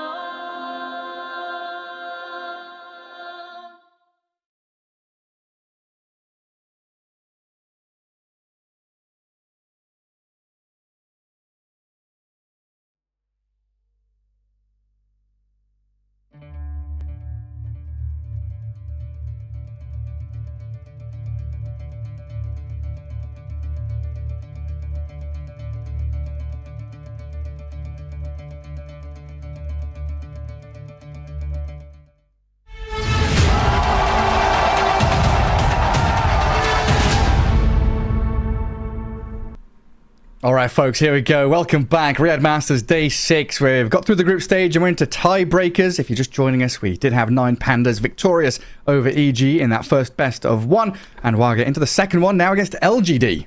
Yeah, so now poor EG, they're gonna have to just sit and watch as their fate could be decided here if 9Pandas are successful in taking down LGD, who have previously, they sat back and watched the previous game. Now it's up to them. They gotta win this game as well, as there's only one slot and these three teams are fighting for that upper bracket positioning here. We'll see exactly what they can bring to the table. 9Pandas, they went for a pretty greedy approach in game one. Maybe LGD, could have spotted some weaknesses in their approach to the game. Maybe they have an idea how they want to do this. 9Pandas, though, they're one step closer to that upper bracket placement for this massive tournament playoff. Yeah, they sure are. And thinking back to the group stage, LGD, 2-0'd EG. We had EG 2-0ing 9Pandas. And then in the matchup that we currently have here in this best of one, it was 1-1 in that group stage. So it should be a pretty damn close one here, as 9Pandas take on LGD. And this could round out the tiebreakers. A victory for 9Pandas just shuts it all down, closes the book on it. Yeah, we're heading into the draft, and we'll see exactly what their approaches are going to be here. Like you said, this is could be a decisive final game of the tiebreakers for Group A if we see 9Pandas successful. They're going to go with a ban on Snapfire and then a Caudal ban as well. That's interesting. So they are respecting what LGD have been doing and what they've been successful with. They've been running a bit of that Caudal, running some Mars as well, trying to counter them out a little bit. Yeah, Coddle Pango, Coddle TB. Some of these combos not getting their hands on it. So we start out with the first pick, Enigma, which, as we've come to know and love, very flexible. Solo position 5, Miero off lane, definitely capable of it. And then there's Doom, who is equally as flexible between the 3 and 4, so not really showing too much in the draft early on. While LGD get their hands on Timber Rubik. Yeah, Rubik, nice counter pick against the Enigma, and Timbersaw also able to clear out the Eidolons very easily, but does suffer a little bit against the Midnight Pulse and Black Hole damage potential there. Also the Doom, pretty good against him, as we see the bans here. Yeah, Witch Doctor ban. Yeah, I mean, Solo just played it and it looked hella strong, and it was picked against the Timbersaw and did a lot of work. I mentioned how the Maledict is a great tool to have against Timbersaw. It's good also to have that sustainability. Solo, this is a lot of respect towards him. Nobody else is really playing this, I feel. Witch Doctor is not one of the popular heroes of the patch, but he gets some respect, and well deserved so. Actually, why are you smiling? I'm looking at you, Solo. I see you. Pos 5 to Pos 5. I know what you're up to. Out with the Global Silence Boy as well. Bit of coverage there for the Enigma. And that protection for initiation that 9Pandas really showed off in that previous game. So they are actually the only ones who played Witch Doctor this entire tournament, by the way. He played 3 games. He won every single game, it seems. So I think it was a very successful pick so far. And you love to see players able to bring something that is not meta, that is not part of what everyone is doing, but they just know it, understand it so well that it has to get some respect. And especially on a support, being able to get this attention here is it's nice to see. Solo, gotta love the Witch Doctor here. Yeah, well, we had the same discussion around, Broodmother for Team Spirit. Collapse has not enjoyed playing that. We've had that Jabs Meepo, right? They popped that out. Suddenly, this element in the draft where it kind of feels like it requires a ban. Does remove some of the options from you because you're forced, your hand is forced to do it. And look at that, Bloodseeker and the respect on the Tinker. Yeah, Tinker, Tinker is high priority in this game because Nothing to Say also plays a very good Tinker. But of course in the Eastern European scene there is nobody who's really as fearful as Kiyotaka on his Tinker. So don't want to play against that. Also a problematic hero for Timbersaw since it does so much damage, just a ton of magic and pure damage, and Timbersaw preferably plays against some physical damage heroes. And LGD, they add themselves a little bit of wombo combo here potential with Elder Titan as a setup, get the Stomp, and they have the Rubik to maybe steal the Black Hole, so we'll see what they add later here, but I like the support duo of LGD. Yeah, and both of them really play into that meta of stacking as well. They love to build up back behind yourselves. We can see Timbersaw clear them out. Or this carry here that comes later down the line from LGD. And both of them pretty solid in the lane as well, just being able to have that sticking power. Yeah. See what 9Pandas go up for next. They're thinking about it for a bit. This is where they need to start telling something, because their Enigma and Doom, we briefly touched on the fact that they're super flexible. They can be played as pretty much anything here in their draft. It can be, core Enigma, it can be support Enigma, same for Doom. But they have to give us some information what the draft is going to be. They now have Timber, Rubik, and ET, so not the strongest early game pushing lineup perhaps, but still competent team fights. I think 9Pandas will need to address this with something that can put up a good defense against the Timber siege. Yeah, last game they had this 3rd slot Batrider, right, which kept them flexible, had some magic damage against the Timbersaw, looked pretty solid there. Is that still an option? I wouldn't be surprised to see them take it again. I think it's definitely the hero that they're debating the most. They're going to go straight into the Juggernaut, though. It was a successful hero in the last game as well. But we could totally see it be paired up with the Batrider as well, and then just have Enigma played as a POS 5, Doom, Batrider on the off lane. Completely possible here. But maybe they want something a little bit less susceptible, because 9Pandas, their draft is already greedy. When you have Doom and the Juggernaut, you kind of want to sit and chill, and then Enigma has a very long cooldown on his ulti, pretty abusable as well. And even if you don't have cooldown on ulti, Rubik can still prevent it from being used. And LGD, their lineup does not look greedy right now. Timbersaw is very lane oppressive and then starts pushing down towers. And Rubik and ET doesn't really tell you too much, but they're just, fight competent supports.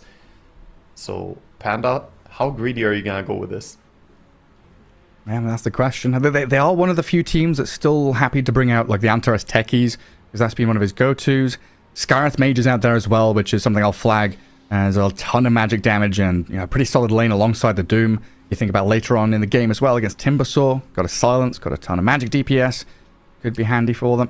Yeah, it's a possibility for sure. I like the idea of getting access to some form of silence here to deal with them. They could also go with the pos 5 silencer play. They go for the Enchantress. Okay, so that's just, setting up lanes a little bit. You get the enchant, which can dispel the Elder Titan as well, get rid of his damage. It's a good reaction to the ET pick, because the Astral Spirit is dispellable, and if you don't remove it, he can come in and just kill your carry sometimes. So this gives them a little way of dealing with that, and of course the Untouchable can be useful against him. Yeah, it's like, Timbersaw, don't you dare buy Aghanim Scepter. We've got Dispel, we'll have Enchant, we'll have Nullifier on Jug later on. Yeah. It's been a little sad, honestly, to see Timbersaw go from being absolutely massive with Ags to just never buying it anymore. Oh, wow. Okay, we see LGD bust out the Clinks here. Interesting. Very interesting. Shiro? Carry Clinks, right? I think so. I think it's a carry Clinks. Clinks is, yeah, he should be doing alright, I guess, in the carry matchup here. I just did not expect the hero as an option here for them, but it does mean that they might go for that lockdown, with the Orchid, be able to burst people here and there. Problem is Juggernauts, they carry to carry. You can always go Manta style, get rid of the Orchid. Yeah, and I guess with the Enchantress pick, it makes 9Pandas a little easier to read, right? Enigma Doom's probably going to be your off lane 3 and 4. Jug, Enchantress the safe lane. Mid lane are left for 9Pandas, so they're going to feel pretty comfortable here having Clinks ET as their lane matchup. Yeah, I mean, they want the Eng to be pairing up against the ET no matter what, so it pretty much gives away the fixation of the lanes. And we see the bans here coming in towards the mid lane. Gotta give some attention to what heroes would complete the roster, so 9Pandas banning out the Primal Beast. Definitely would be a good hero to lead the way for LGD. They ban out the Storm, Quick Huskar, and Wind Ranger snap ban. Yeah, and usually that Huskar ban, indication of an Ember Spirit. Could be an option here for 9Pandas, but he's just that cheesy hero in general. Last pick Huskar often looks very good. Yep. They do still go for the Ember, though. Amazing call, Gareth. Absolutely on point. Ban the Huskar because you're picking the Ember and you don't want to get cheesed. And I love to see the discipline by 9Pandas doing that. So many teams do not bother covering their bases when they pick the Ember and leave themselves open to getting Huskard. And I've been crying about it for months, that teams should really respect that because it's an unplayable matchup. And I love to see 9Pandas here banning the Huskar when they know that they will face a counter pick. So LGD, you can get a good matchup on mid, but how good do you really get here? Let's see what is available for them to really shut this out. This is where you start practicing for the 1v1s and you pick SF. SF against Ember matchup, thinking about the 1v1s later. Honestly, SF is very good against Ember, I would say, with the slow on the races. It's better than people would think. Any hero that needs to go close in the lane struggles against SF badly. It's the same as the TA matchup is really hard to play nowadays. But yeah, I wouldn't be surprised to see them take it. They're gonna go with a DK, much more stable and safe approach.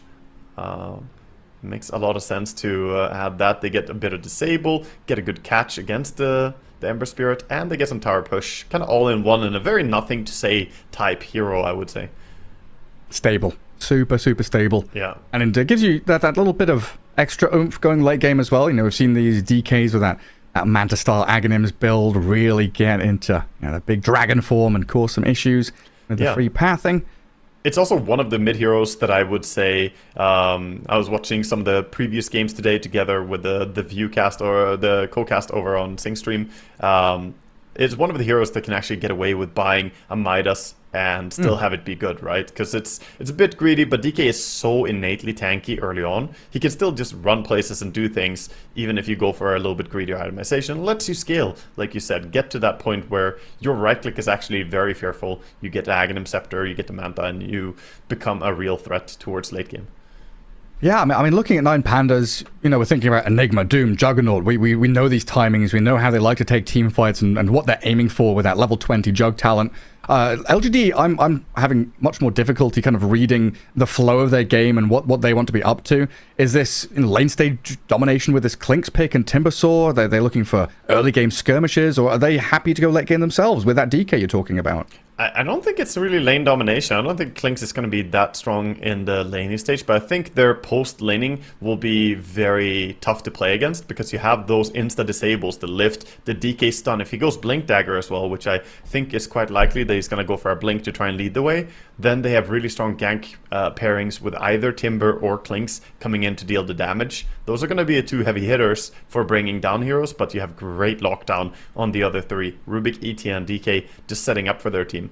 We'll see how the lanes play out here. Seeing Shiro playing Clinks, gonna be a lot of fun to break down his lane here as it goes up against the Doom and the Enigma. Yeah, watch for his item progression as well, see what he gets up to. Yeah, not just setting up your team either, right? Thinking about the reset tools this ET brings against an Enigma and a Doom who want to be getting these catastrophic jumps where they take a player out of the game completely. You could slow things down, delay things, get into these longer drawn-out fights, which LGD will be looking for. But here we go. Best of one. It is time to see if 9Pandas can claim a victory here. They go into that upper bracket. LGD and EG, of course, still into that main event playoffs. But EG, it's out of their hands right now as we'll watch this one all pan out. Yeah, good luck coming out from both teams. And shout out to Shao8 from Ramses as well, he says, as we go into this. Antares gonna take the bottom Watcher here. Oh, I really like this from LGD. So often we see these Doom players come down here and ward up near the two camps to the south of this tier 1 on the Radiant side. Might be what Antares is up to. In fact, LGD come here to try and scout. They get an early ward, and then they twin gate top. They twin gate top and move behind, but at the same time, we saw ping come out from Antares. He was keeping his eyes on the portal, so I think they are aware of what's happening here, this move around. They're going to block up the small camp on the way through, though. Yeah, dodging the Watcher. Not getting caught under vision. Ramses. Hard here to burst. Yeah, he can be. Doesn't see them coming just yet. The pings are there, though. Now they've got a good idea that LGD are lurking in the shadows atop the cliff. Nothing to say. Just going to plant himself on the bounty rune. While Ramses, he's going on a walk of wonder. He's migrating across the map. He's just got for his TP, I think. Yep. He's already running all the way towards mid. And just going to find a nice little corner to TP from. He chooses to be right here. Off he pops. And we'll get ourselves back into that kind of normal lane setup. Enchantress Jug. Minus 100 gold though on the carry. Not immediately, but at some point you'll have to pay for that. That's true. So Enchantress going to be up here with a Jug. Down bottom. Antares. Looks like he tried to go for that little body block play again. Yeah, same thing as we saw in last game, just trying to get the lane in a little bit better position. Also, they have the Enigma deny, so no matter what, the lane is going to D-push. Doesn't really matter what ends up happening in lane there. And classic Enchantress, just pop the heal and trade hits. Try and get some denies in if you can.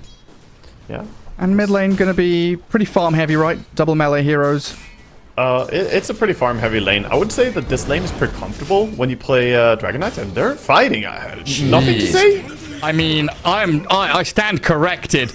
That is not a farm trade lane. That's not a wash. That's a solo kill first blood for Kiyotaka. Ember against DK. He got way too cocky there. He thought that he could just keep hitting, but in respect that level 2 timing was coming up in bottom lane now, we see a kill over on Doom as well. Going down to just the Clinks and the ET. Blood Grenade was expended, but a new one comes in from the Courier. Having Kiyotaka 2 last hits, 3 denies. Trading so many resources for that early first blood. As top lane, a Blood Grenade. Solo and Ramses trying to tail Planet, but New puts his body in the way. Makes sure Enchantress isn't comfortable chasing. That one death though, losing your life early on the mid lane really costs you a lot. Gives extra experience there to the Embers, level 3.5 already, and now can go and check the water rune. And he was able to control his wave, right? And he pushed it back across, so there's a pretty full wave there. Nothing to say, he's going to have to wander over, tank some hits to get the water rune. Yeah.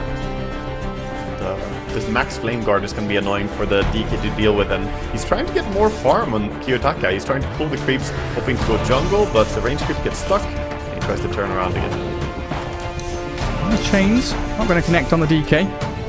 Fighting in the midst of all the creeps. The two heroes in battle. Blightstone out there for Kiyotaka now as well. Could offer him even more threat on this Dragon Knight. It's really turned my view of this lane upside down with that first blood solo kill. It's not really supposed to be a lane where people die, but nothing to say, just got overly aggressive there, not respecting Kiyotaka's power spiker level 2. But we're going to start calling this a skill matchup now. Yes, very flashy hero, the Dragon Knight. Hell yeah. Why you smile getting booted out of bottom lane, but he's got a bounty in there to grab. Entice plus Eidolon's getting a little annoying though. The Eidolons are definitely all over here on bottom lane, and Lotus is available still to go back and eat. Or grab at least. It seems like Klink's dragging a little bit behind in the last hits, but it doesn't seem that bothered by the Eidolons and the denies coming from this Enigma just yet. Entice is even starting to drag waves to manipulate the creeps here to pull it a little further away from Klink's tier 1. Yeah, they're gonna get the lane in a better position, try and, go for this pull just to put it right outside the tower. It looks like not gonna go behind the tower. There is, however, the small camp available for Radiant, so they're not too unhappy with that either. They can just keep farming. Yeah, let's keep pulling it back. 4 minutes about to hit. And we do have supports rotating for water runes. Both midders going up north. Nothing to say. Gonna guard it. He's even baiting Kiyotaka. He wants to slide look at that! Come here. Oh, he's got it! Cheeky devil. Kiyotaka now wants the high five from him. That was such a nice play by Kiyotaka, just barely going close enough. But yeah, bottom rune was also taken already, as the two supports were fighting for it, so no water for nothing to say. Oh, he's a DK. Double bracer is up. Not too bothered by it. Yeah, bracer build is completely fine. He will take some damage from this level 3 flame guard though. It really starts burning into him now. Solo just keeps sending creeps across. Satyrs and Hellbears to irritate this Timbersaw. While Rubik, he has left the lane. Thinking about rotating mid. Can start considering stacking camps as well to build things up for this Timber. It's what we see so much with Timber play. They generally get left alone by the support. As we see a spin there. Not gonna connect too much damage over on New on his Timber. And Solo just being a pest. Get up in their faces. Miero does have his wave in front of his tower now. Earn up for the Enigma. This is something we've been kind of talking about as well. This Spirit Vessel build has been a bit awkward for some heroes and players, but from his position 3 Enigma, he's going back old school, the 3-3 style. Yeah, sorry, Saberlight style, I should say. Yeah, it's interesting because most people will go for that super rushed, medallion upgrade, but here he's going for a different approach on his Enigma, wanting to go a little bit of a counter item against both the DK and the Timber, recognizing that there's too much healing going on, and even going back for a Midas afterwards is currently what he's queuing up at least. Yeah, we've seen a little bit of Helm the Dominator even from Enigma. Definitely interesting to see the change. This mid lane, 28 and 6 DK, 26 and 5 Ember. So last hit wise, they're still pretty damn even with all these kills and runes trading hands. Yeah, and we see two supports just fighting for top rune. Solo is gonna find Planet, but he did get the rune. He can blood grenade him, but it doesn't do that much alone. Even if he gets the stun and some right clicks, it's not gonna be enough to kill. Stay away from mid. Nothing to say, gets out the dragon form, starts that chip damage. While Ember Spirit, he's going to TP back. Remnant DK in trouble. Return into the lane. DK slowed down and stomped up, but why you smile on Planet? They're both here. Dragon Tail will catch out Kiyotaka, and that should cut that one short. Pretty hefty rotation from LGD though, bringing both supports into mid. Yeah, it's the difference where they can keep Entice just doing something on bottom, looking for a way to punish this lane. But Klink's doing really great so far. He's laning well, has his Falcon Blade, and is not too bothered, like you said before, about the Enigma. 7 minutes coming up soon, and look at this. Solo and Kiyotaka swarming across the map, spotting out Planet. Let's see if they can get the kill and the rune. They're just so focused on the rune. That's a big ticket grab for them as they get the double. And Kiyotaka returns mid to bully back. Nothing to say again. Yeah, he took the most advantage of the time alone that he could there on the Dragon Knight, doing a lot of damage to the tower, but it still stands, and Kiyotaka back in time to protect him from further harassment on the tower.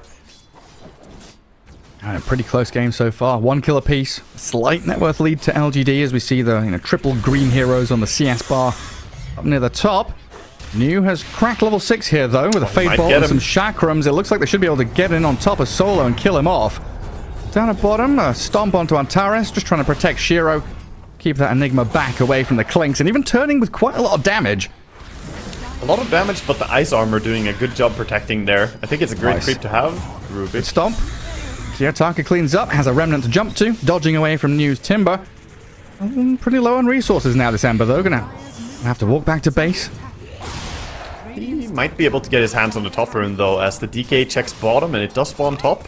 So, you're right. East rune, that's gonna solve his issues. Absolutely will. Orbital Corrosion already done. Kiyotaka being very active in these first 8 minutes. Yeah, we see the build from Nothing to Say here as well, by the way. The double bracer, power treads, magic wand, and then going blink dagger. So Dragon Knight wants to be that initiator, wants to be able to fight with his team. As we see another gank by Ember on top. Yeah, I mean, Orbital Corrosion plus potential Omni Slash. Ramsey's lacking the mana for it currently. Getting on top of New with a spin. TP attempted. Now the mana with the Omni Slash, but he's back in Fountain. They don't get the finishing touches. LGD even brought 2 heroes up here as well. Yeah, I almost got that. He had a Remnant somewhere else. If he didn't have that other Remnant, maybe they could have killed. I still don't think he would die to 1 Remnant there, but it was close. It was very close, and it does force the Timber all the way back to base.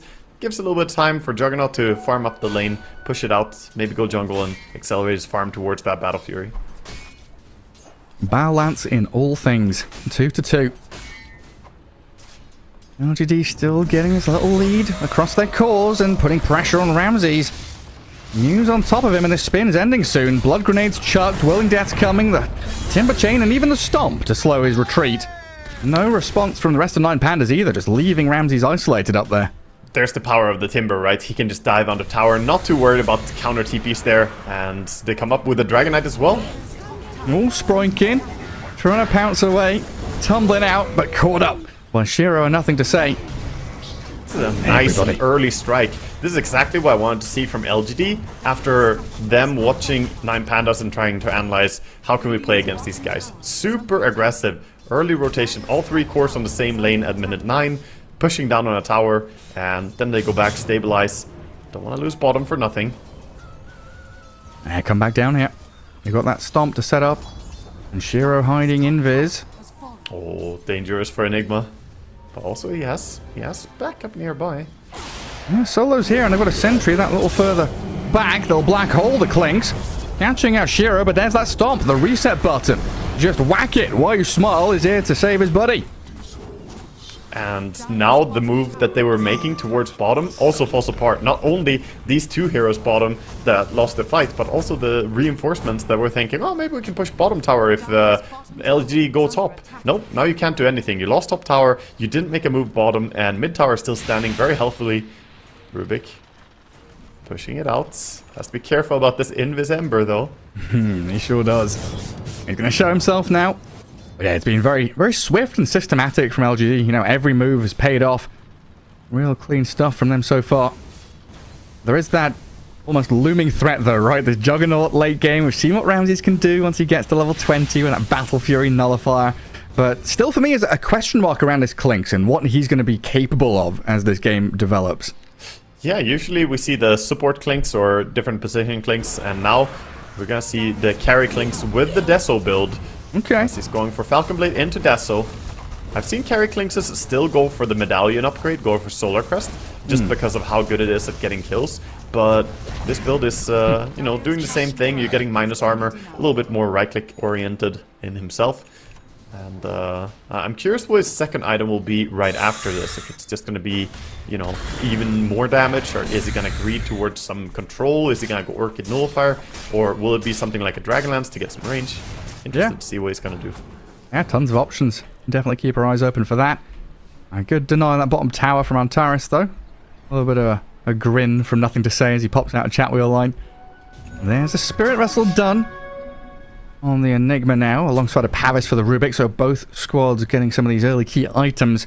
But it's still LGD using this momentum that they've got from the last couple of fights, smoking up as 3, wanting to utilize the blink on DK that Nothing to Say has picked up. Even with Dragon Form expiring, they've got a lot of catch. They do, yeah. They have a lot of ways to burst as well, with the help of the Timbersaw being nearby. This move, though, I don't think it's going to connect too cleanly here, as they were kind of spotted. Ramses, though, not being careful. Yeah, Blink's done. Right in. Oh, what? He just disappeared. Yeah, he walked too close. I mean, they have high-level Fade Bolts, Timbersaw there, the burst from the Breathe Fire. He just didn't respect the potential of getting ganked there. And LGD, this is the type of gameplay that I love to see from a team. Just take control of the game, put the enemy in a difficult spot of just not being sure what to do. Even the Spirit Vessel on Enigma, if you only have 2 kills on your team, the Vessel isn't really gonna get you that much. The only charge he has on Vessel is for himself dying. He hasn't killed anything since he got Urn. So, yeah, at least he gets that 1 charge for dying, but it's not ideal to have Vessel in a passive game. Then you would much rather have the Solar Crest and farm faster. So this item build, I would say, already falling a little bit flat. Yeah, pretty rough. Kiyotaka trying to contend with Planet here. Getting jumped on by New and, yeah, sent packing. And TPing up to that outpost, though, as 9Pandas rallying around this Ember Spirit. He's got himself Maelstrom, so quite a lot of damage if they can actually get on top of people. But a disciplined move from LGD, backing up from top lane, still pressing on bottom and mid. Yeah, they just barely saw the Enigma for a little bit there walking down, as he did have those lane wards on Timber. So he's safely just going to leave the entire area, get himself out. And now they go back and stack up a little bit, and even going to go and steal the enemy Wisdom Rune.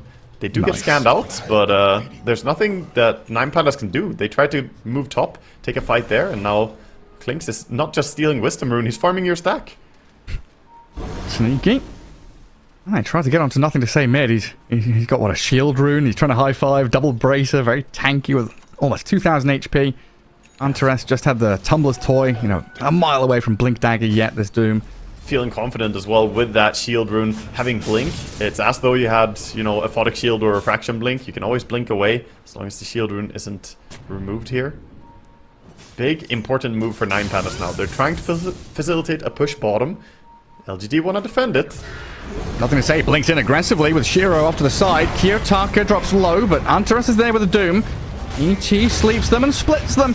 Takes out Antares now, so that's Doom expended, and LGD, the Chinks is actually on. News moving forward, but he's slowed down by one of the Ench creeps. Can't quite get up, but Nothing to Say is there. Another blink stun, Miero, Midnight Pulse, and a Malphite down, but he can't black hole. Rubik still has Doom, he's holding it. He's got the trigger ready. Can they get on top of Ramses here with a Chakram slow? He's forced to spin.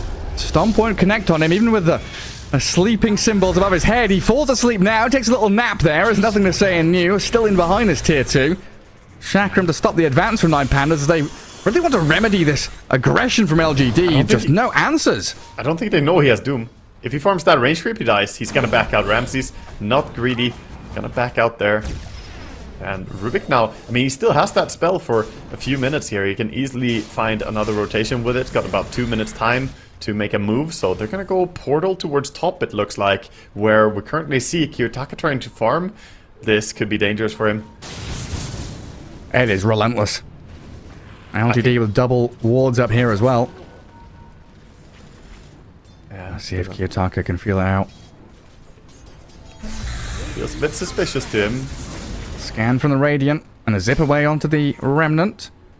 Miero looking to get away as well. So, yeah, okay, 9Pandas. They evacuate from a disaster zone. Yeah, they got away safely. By now, they definitely have realized that, you know, this rotation from LGD is gonna keep happening. Ganks non-stop, and LGD falling back on the Midas after Blink on DK. I think this is 100% the right way to play it. Blink allows you to play the game the way you're supposed to, and now you can focus on scaling and actually getting strong as well. Right, nice little safety net. LGD, they're still up here. Playing into their vision. If they catch a glimpse of a 9Panda hero like Solo up there, he's just dead. Yeah, just gonna start pushing here with the Dragon Form, and still not a single tier 1 tower taken. Never mind taken, hardly even damaged, Gareth. Right now, 9Pandas just being shut out from the map. They're not playing Dota, really. They're just barely trying to hold on and farm, but they're not threatening bottom tower. It's full HP. Mid tower hasn't really been touched, and they're about to lose a tier 2 tower for nothing. Right, completely closed out, stuck on the wrong side of the river. Tier 2 gone. Mid lane's going to be defended by LGD as well, and Shiro, he's even pinging out Roshan, saying, hey, we just go from objective to objective. Yeah, he's going everything BKB next on the Clinks as well, so very, very disciplined itemization here, thinking that it's good. Even when he's playing against Enigma and Doom and Omni Slash potentially, he still wants that. So prioritizing his own safety. The LGD, it's bad. they can't get complacent though. We've seen that from a couple of their previous games in the group stage where they are this far ahead and they have a few slip-ups. You're against Black Hole, you're against Doom, and this Ramses Juggernaut who scales tremendously well.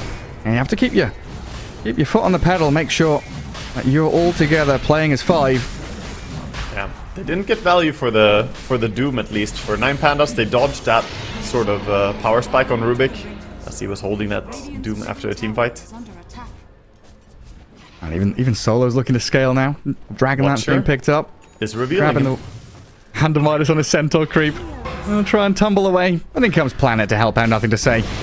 Having multiple layers of stuns here. Use one. Oh, yeah, actually, never mind. My whole point there was that he was going to try and TP out, but he doesn't even have one on the Enchantress. Yeah, they can use all their disables as much as they want, as they definitely clicked them by now and realized anyway. They bring over the Timbersaw, help cut him down, as DK and Rubik don't really have the damage to kill at this point in the game. And now it looks like they do want to do just what you said. Keep the foot on the gas, pushing out mid lane with the Clinks, using the Aegis and sense of security. Ramsey's bottom, sneaking in, trying to get some farm wherever he can. Every little helps. It's very apparent 9Pandas are feeling this coming, though. Doom has switched things up, decides, you know, no Blink Dagger for him, goes full Solar Crest. They need something right here, right now. Amp up this Juggernaut as best they can. But this is also not going to be the Antares that we've seen before. Oh, he goes into Vision as the D-wards here. They steal out the Frost Shield. Antares going to get jumped and stunned by the DK, blown up by the Timbersaw. It's kind of funny to steal a neutral spell from Doom. I saw this. Oh, Miero. This Clinks. Just He's saving got Black Aegis, Hole right? when he respawns. This is really big.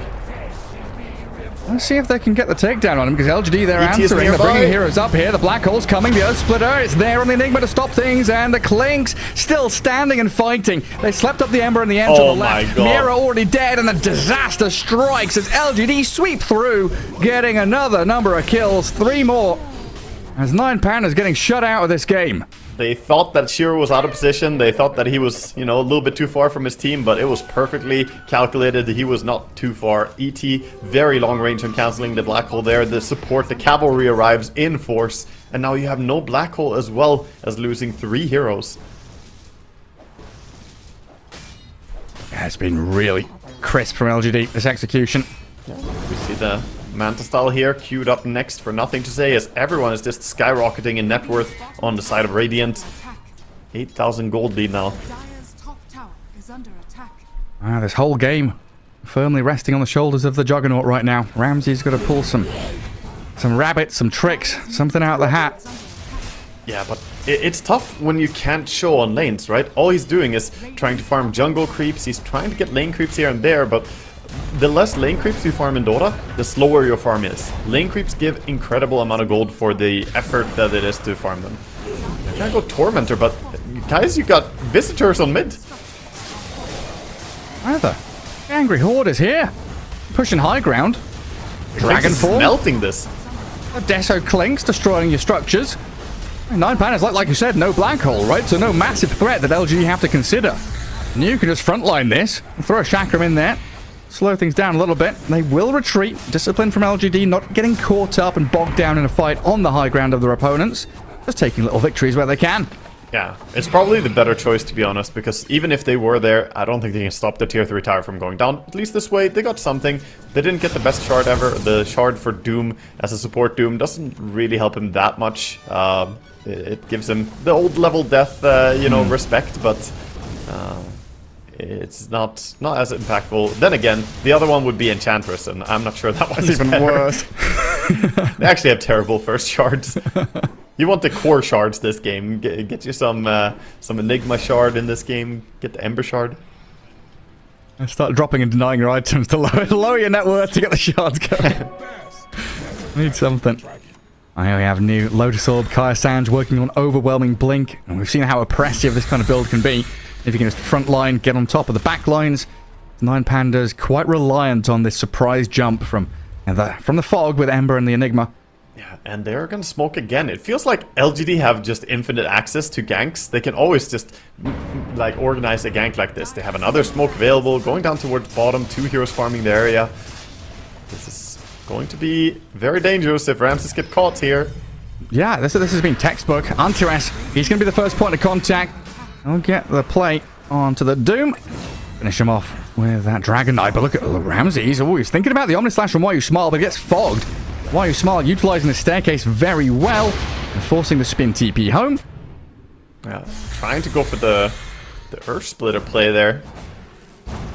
Not gonna happen.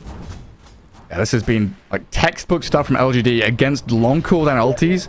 Just chain smoking, getting every little fight they can, making sure that the big ultis from 9Pandas aren't being utilized to their full effectiveness.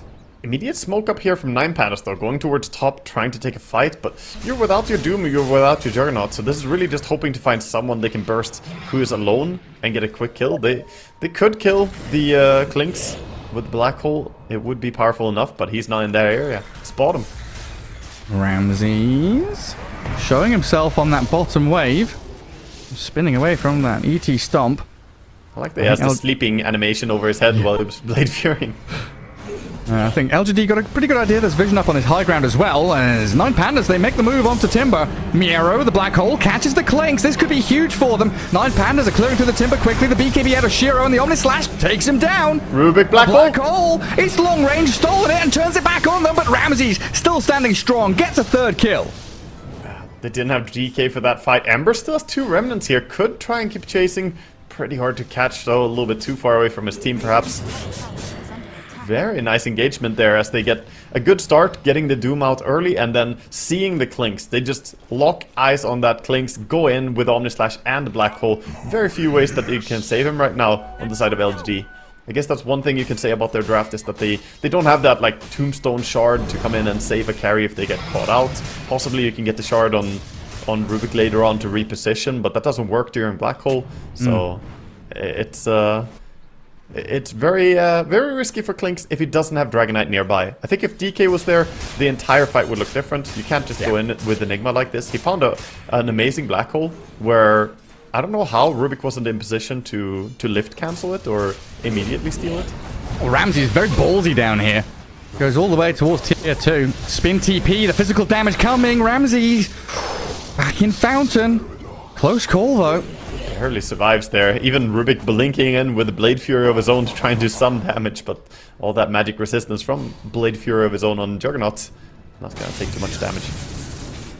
And Kiyotaka gets himself a casual plate mail delivered right now.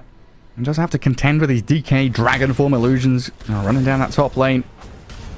He's currently applying pressure on both side lanes. He's gonna go for a heal mitigation, get the Shivas, bit of AoE damage as well. Shiro running in bottom. There's a ward and a sentry on this cliff. LGD will successfully deward it this time. I've known about it for a little while now, just getting caught out in some of these team fights before they can actually deward it. After the last fight, definitely. They put a ward bottom, but there's already a sentry there. And the Watcher is dire as well, so they see the ward. Oh, quick and simple tier 2. Not sure they really consider going high ground just yet, but they're prepping themselves, wanting to scout out the left-hand side, because that's where Ramses resides. Omnislash and the Swift Slash both utilized to kill off the Rubik of Planet. Even though that's just 1 kill, I think that's really worth it, because high ground is still not really what LGD are threatening. They don't want to keep going yet, so finding that pick-off, getting your ulti on cooldown is really good for Ramses. Accelerates his farm a little bit more as well, get him towards the stage where he can become the be-all, end-all carry, because right now he's keeping even with the Clinks, but he wants to be ahead of him. I mean, nothing to say, he's catching up there as well. Aghanim Scepter, 1200 gold away. And then we'll see that upgraded dragon form. Wait, Solo didn't get the D-ward? They saw this ward on the Tormentor. They're pinging it now. Yeah, there comes the ping from Antares. He's like, what are you doing? It's over here. I warded a little deeper. Yeah. Roshan up in a couple of seconds, and smoke brought out by this Rubik. Looks like LGD want to yet again make a move, utilize their lack of long cooldowns just to keep on fighting. There we go, the vision is removed, and Radiant now, they still have one rune checking over their entrance to their own jungle, but Dire kind of stabilizing the map after losing a lot of control here. Yeah, getting access to these tier 3 items as well. Heightened Sliver for the DK, Paladin Sword on Clinks, Heightened Sliver for the Juggernaut, that's always a big one. I'll help him a lot against this Lift and Dragon Tail stun. A lot of good options here as well. We'll see what Radiant are gonna get, as we still have Fairy Trinket over on the Timbersaw, enjoying his extra damage. Such a good tier 1 item.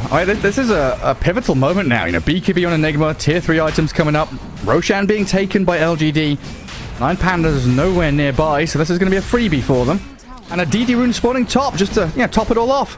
Yeah, perfect. If Klinks gets his hands on that, he's going to be very happy. And also they have Aghanims now just about complete over on the side of Dragon Knight. Just one more creep wave will do it. Wisdom runes are spawning. Dire will get their own on Ramses again, so 20 talent coming online there. Shiro wants to get some use out of this Scythe of Ice. Anybody down here? I can't find anyone. It's a very gank-oriented build from Shiro. This is not like a, I'm the hard carry, I'm the only DPSer. He's going for survivability, and he's going for control with the Hex as well as the BKB.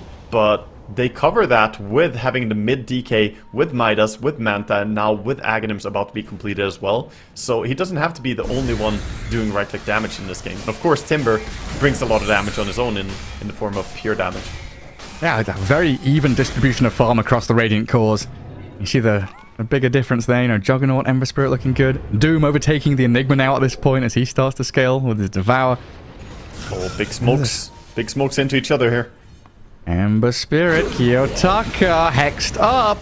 And they've got chain stuns here, but not quite enough to completely lock him down. Does get a bit of distance, and in the back lines, Ramses there with the Swift Slash and the spin, clears out the Rubik. And Clinks, ooh, might be no spot of bother, but a great stomp on Earth Splitter, going to stop 9Pandas from aggressively moving forward. Now they've got the BKB Black Hole, though, and where's LGD? There's no saves, no one here to stop it. Timber's being run down by a support. 9Panda just come in and clap them. Antares, you're right, zoning the Timbersaw in a 1v2 now, but they can kill him. They've stuck around a little bit, and 9Pandas are trying to chase this one. Ember Spirit remnanting forward, trying to scout with a Slight and the Shivers Guard. Doesn't connect on any further targets, but massive for 9Pandas. That attempt at bursting the Ember was thwarted by his status resistance and the Shiva's Guard. You saw how short duration that attempt at hexing and then lifting him. The lift, I had to check because I was like, wait, does he only have level 1 lift? No, it's level 3, but he clicked it a little bit early as the stun wasn't really done from the hex. But even then, there was no way that gank was going to work out. The Ember is way too tanky. Look at that, almost 30% status resist with that Kaya-Sanj, Titan Sliver. They fight back now though, Ench. Now spawn out solo. Ench down, and Miero. He's going to go for the TP under the nose of New. The stomp comes a little too late. But LGD once again on the doorstep of 9Pandas base, utilizing this window, right, with no ultis available. They know they've got a chance. Yeah, no Doom, no Enigma Black Hole, and no Omni Slash yet either. DK soon has his ulti. Oh, jumps forward to kill off the healing ward. Might have been a step too far, though. Oh, it's a tanky DK, nothing to say, just presses forward aggressively, but look at this. In behind, Kiyotaka slaying while you smile. Moving forward, Ramsey surviving, drifted back, there's nothing to say, he's got to run back. They kill the Rubik, Kiyotaka going deep, diving in onto the cores now. Killed off both supports and forced a buyback of the ET. Shiro, when there's BKB backing away. LGD, they've been rebuffed by 9Pandas, held back from the base, and forced to retreat. I think they saw a chance to maybe burst the Juggernaut there, and they attempted to go for it. The problem is, you expose your team. Nothing to say it was correct, that he's tanky enough to go for that play. He had the cheese on the Dragon Knight, and he didn't have to worry about too much as he has the Manta style to dispel. The problem is, if you go that deep as Dragon Knight, then your supports have to be behind you, and that just exposed them to Ember diving in, killing both of them as nobody was trying to help them. That was definitely an overly ambitious play. I think they could easily have gone for Rax there. Didn't really see how 9Pandas could defend it, but got greedy for more, wanted to get a core kill. I think LGD showing some of that. It's what we've seen multiple games from them, right? They play super well early game. They dominate the early game, but then just not really disciplined all the way through in some of the decision making. And 9Pandas now starting to close that gap, not really at a deficit anymore. No, I'm dead even. Yeah, I mean, LGD really trying to tip the scales, right? If that kill on Juggernaut happens, it could very well be game over. They were looking for that, I don't know, 20%, 10% play. The knockout punch, yeah. Yeah. But in the end, you're the ones, like we were saying, against a team with long cooldowns that were all expended. You could have gone for this slow siege and try and take them out little by little. Yeah, this does give a really great window for 9Pandas to try and make a move instead, though. And I'm curious to see what we're going to see next from Ramses. Is it going to be the blink? Go for the swift blink. He has a great healing Lotus right now, covering his empty inventory, but I can only imagine he wants to get more mobility so he can also go in and pick those supports, because that's been what works for 9Pandas. Go in, get the ET, get the Rubik. They don't have the best way to protect themselves. No Glimmer Capes, no Force Staffs. They're literally just sitting ducks. Yeah, just bypass the brick wall, hop over it. Get over the barbed wire with a nice carpet, chuck it over. Don't deal with the timber saw and all his shredding tools. He does have overwhelming blink now, new. So he's got the capability himself of getting in the back lines, along with nothing to say, to maybe spot out this Enigma before he can jump. This smoke from 9Pandas, all the green lights are up. Yeah, it's all about positioning really in this game. Like, trying to not overstep or, you know, making sure that you don't get baited by kill potential. That's what we've seen from LGD in multiple fights now. They get a little bit ambitious, thinking they can burst someone, and then they can't. Whereas they could maybe play the fight a little bit slower. There's no threat of black hole. There's no threat of anything happening if they hold their positioning. I mean, look at how timid they're being right now. Holding staircases, waiting in that southern jungle. Clink's the only one kind of out on the map, really exploring anything. Yeah, Clink's working on an MKB next. Wants to be able to go through that butterfly of Juggernauts. And quite some time for Roche Fast to spawn. Yeah, two minutes, and then we will have possibility for the first spawn. And we see all of 9Pandas just hogging the top area, kind of trading positions on the map now as Dire or Radiant will show themselves on a Watcher over here, the Dire Ancients, and then immediately smoke. Okay, so they want to strike straight across the map right now, because they just were under vision, and now they smoke, quick repositioning, and they can maybe take a fight. And we saw the drawing on the map there. LGD want to head north into the mines, and Ramses at the same time was saying, hey guys, you press forward. I'm going to dip back and be a little greedy here, farming up. They won't actually go towards the jug. They see the Doom. Antares, the first hero they come in contact with, you're right. So he survives that initial jump. Still going to get surrounded though. Eventually going to get whittled down by the DK and his illusions, and shredded by the Chakram. Yeah. Steal on the War Stomp. You can see that massive slow, as well as he has the Black Dragon now, having the Aghanims available. So he's got the level 4 Dragon, 60% movement speed slow, pretty nasty. Still feels okay for 9Pandas, like losing a technically support hero, still staying out on the map, keeping your ultis off cooldown and ready to actually have this full head-on-head engagement. Yeah, this I mean, they're getting a lot of farm still. That's the important thing. Even though they are sort of under the gun here by LGD being threatened, they're making moves out on the side lanes, and they're not being locked in their base. They lost their mid-tier tier 3 tower, but that doesn't matter. They haven't really, you know, taken any real barracks damage. Look at that level difference, hey? Good spot by the Observer. Ember Spirit's level 25, Jug 23, and there's Trio Core of LGD starting to lag behind. Yeah, I mean, those kills on supports really add up for the Ember. He's been in there getting solo kills. Hey, he's chasing New down now. Good chain TP. ET gonna hide in the Roche pit as well. Get him, catapults. Chase the 2 cars. The Carties are coming. Watch yourself. Roche is up already. Shiro starting it. And he's in there. Line drawn out by 9Pandas. They've got to maintain the waves before they can actually get across the map to the pit. I'll smoke up now. And it's not a super fast one. But when the DK arrives... It gets quicker with DK, with the Assault Cuirass there as well. think they're going to get this in good time, and 9Pandas, we'll see if they want to take a fight or if they're just going to back and wait. The moment Rush gets taken here, I think we'll see them back out, but maybe they want to hold the high ground. They could make a surprise play. They ping the high ground. Well, they're ready and waiting, but LGD escaping their grasps, twin gating down to the bottom. They've maybe got an idea that Juggernaut's down here, hunting for Ramses, because he's been off the map for quite some time.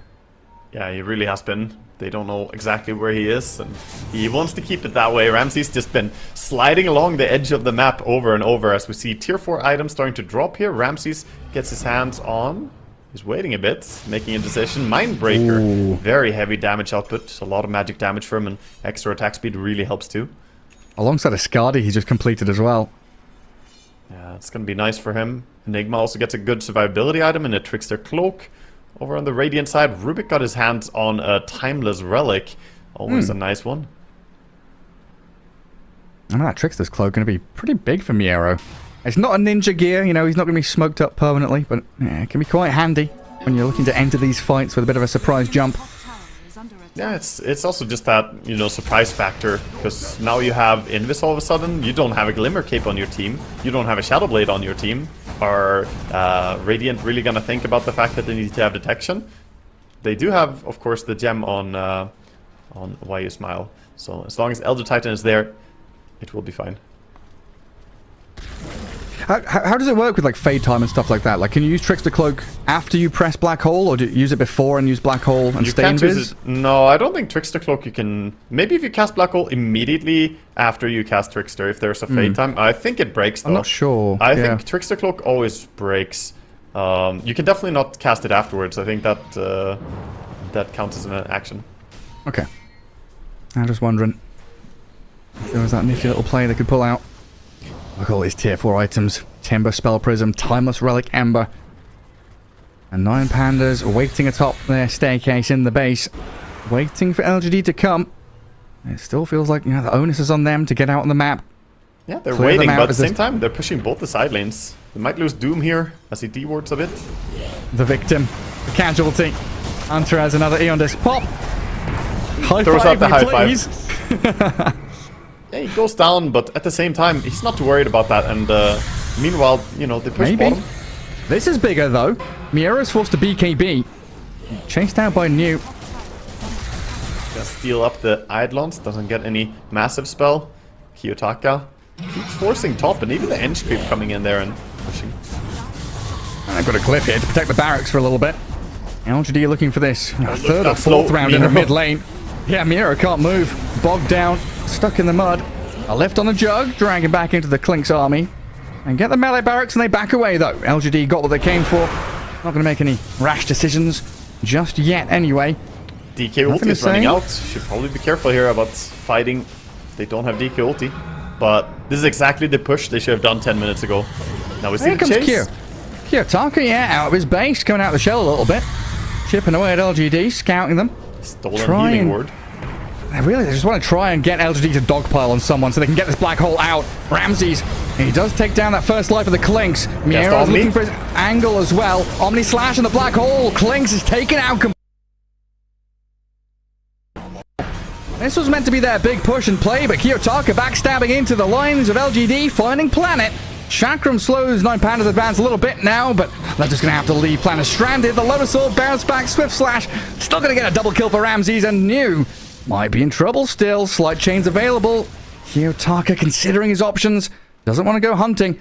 While Antares, I don't know who was pinging who here, but nothing to say. He's lurking invis. Yeah, nothing to say. Has to be very careful. He has that gem at least to cover his invis as well. If there is any sentry ward, he'll know. But Shiro, the aggressive positioning on the Klinks there, taking the fight that aggressively when you don't have DK ulti is pretty much impossible. DK turns into a melee creep at that point. And yeah, you have the Refresher Shard on Klinks for double hexing someone, but honestly, if you had that Refresher Shard on the DK instead, maybe you can fight, because at least then they can do something. That was really, really massive. Again, LGD showing like this willingness to fight into a fight that doesn't really make sense for them. Yeah, I mean, at the very least, these fights are happening on the dire doorstep, so there's no quick push for 9Pandas to get out across the map. LGD are always doing a good job, you know, pushing all three lanes, setting up for this little move into the base. Man, I just had Losing time out, to though. praise them for doing the push that they should have done, and then they stick around and fight without the EKOT. I am disappointed, Gareth. I'm disappointed. Yeah. Yeah, I mean, it's been a little sloppy from them. This has been LGD at the tournament, though. Looked very good in laning stage. Drafts have been solid. Little hesitations and a bit of a wonky move here and there, though, has made it difficult for them to close out games. That's what the most important thing in a best-of-1 tiebreaker. You've got to close out these games. Yeah, and 9Pandas now, they're still feeling pretty confident in this game, I think. The smoke coming in here, though. 5-man move with the DK ulti, looking for Ramses. Oh, we felt it, eh? The spin pushing that. They don't see anyone yet. Bottom wave is pushing in. They are surely aware about this gank by now. Yeah, they know something's up. Eidolons and double catapults on that bottom tier too. LGD still sticking around, trying to play under their vision that they've got in that dire ancient spot. They've got to come back and prune the lanes. Don't let them go wild and over on your base. Yeah, they saw the DK TPing bottom. That will give them time to take the Tormentor for themselves. Gonna get the shard over on Enigma this time. So they got the shard on Enigma, got the shard on Ember, got the shard on Ench, Doom, and Jugger. Got all the shards already on the side of 9Pandas. Everybody gets a shard. Yeah.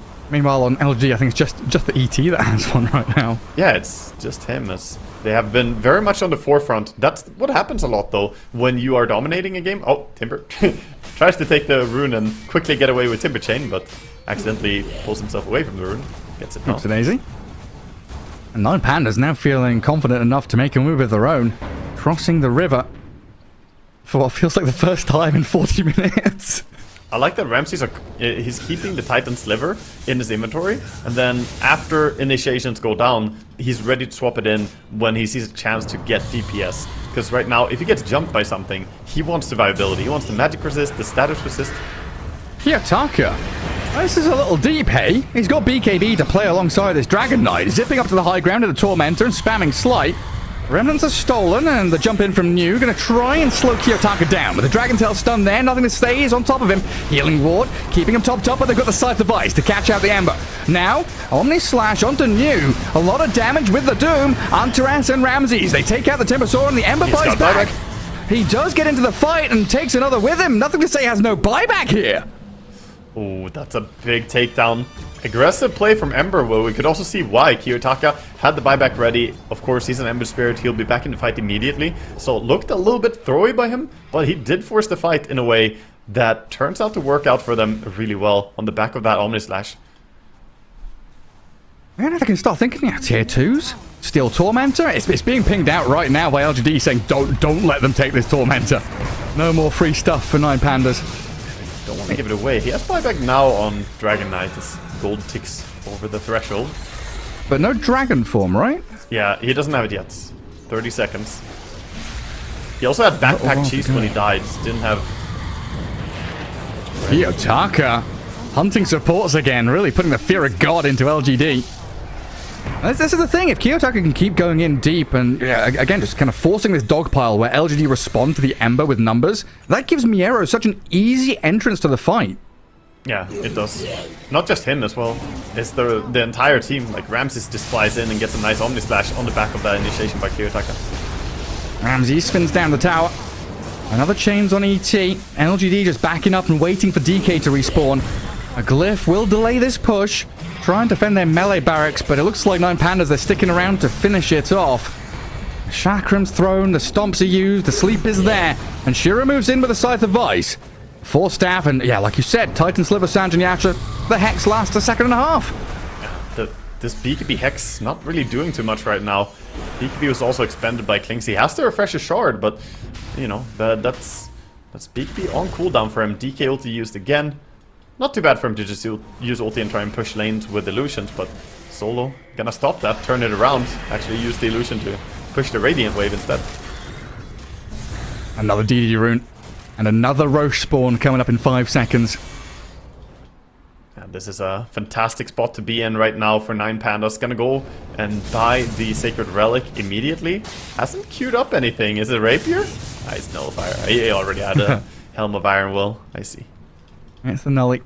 And they're going double nullifier, it seems like. Already got the consumed Aghanims queued up and nullifier queued up on Kiyotaka. So recognizing how great it is here. Also counters out one possible move here for ET. Oh, they're gonna portal through. Ooh, this is a little spooky. Everyone knows it's happening. New knows what's going on. ET Spirit up to the high ground. The jump in from New. Lotus Orb on him. Kiyotaka will be forced to Remnant away. LGD the ones with the high ground vision now, though, as Solo plonks him down himself. And Kiyotaka toying with him a little bit with the Remnants back and forth. Clinks didn't want to start the fight immediately there. He still didn't have BKB. Otherwise, I think they wanted to take the fight as soon as possible when people jump through. Also, DK ulti, 10 seconds still on cooldown. Not quite ready yet. And Miero, this entire game has just been, where's the Clinks? Where is Clinks? I want to black hole him and only him.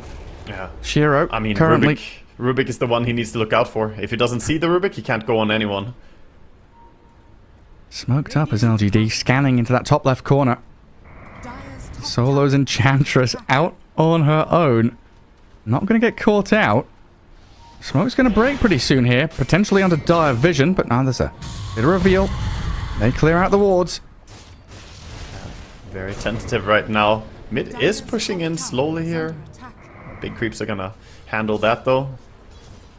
Tough position. Radiant with a slight vision advantage, but I feel like their team fights have been going so poorly. They're a bit scared to go up into that high ground. Don't want to give a nice fight around choke points and closed areas where Enigma finds the big black holes.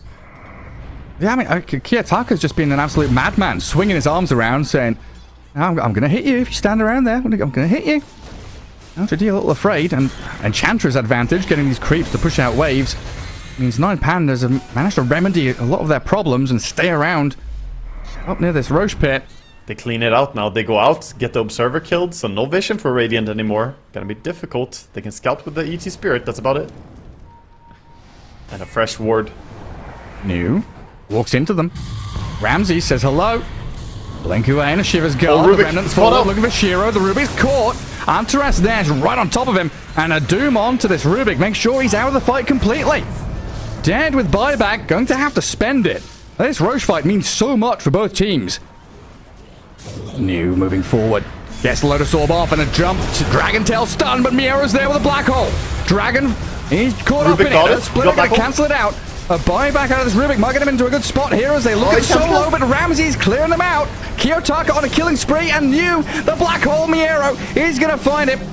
LGD taken out of that top left corner, while Doom is just chasing Shiro around.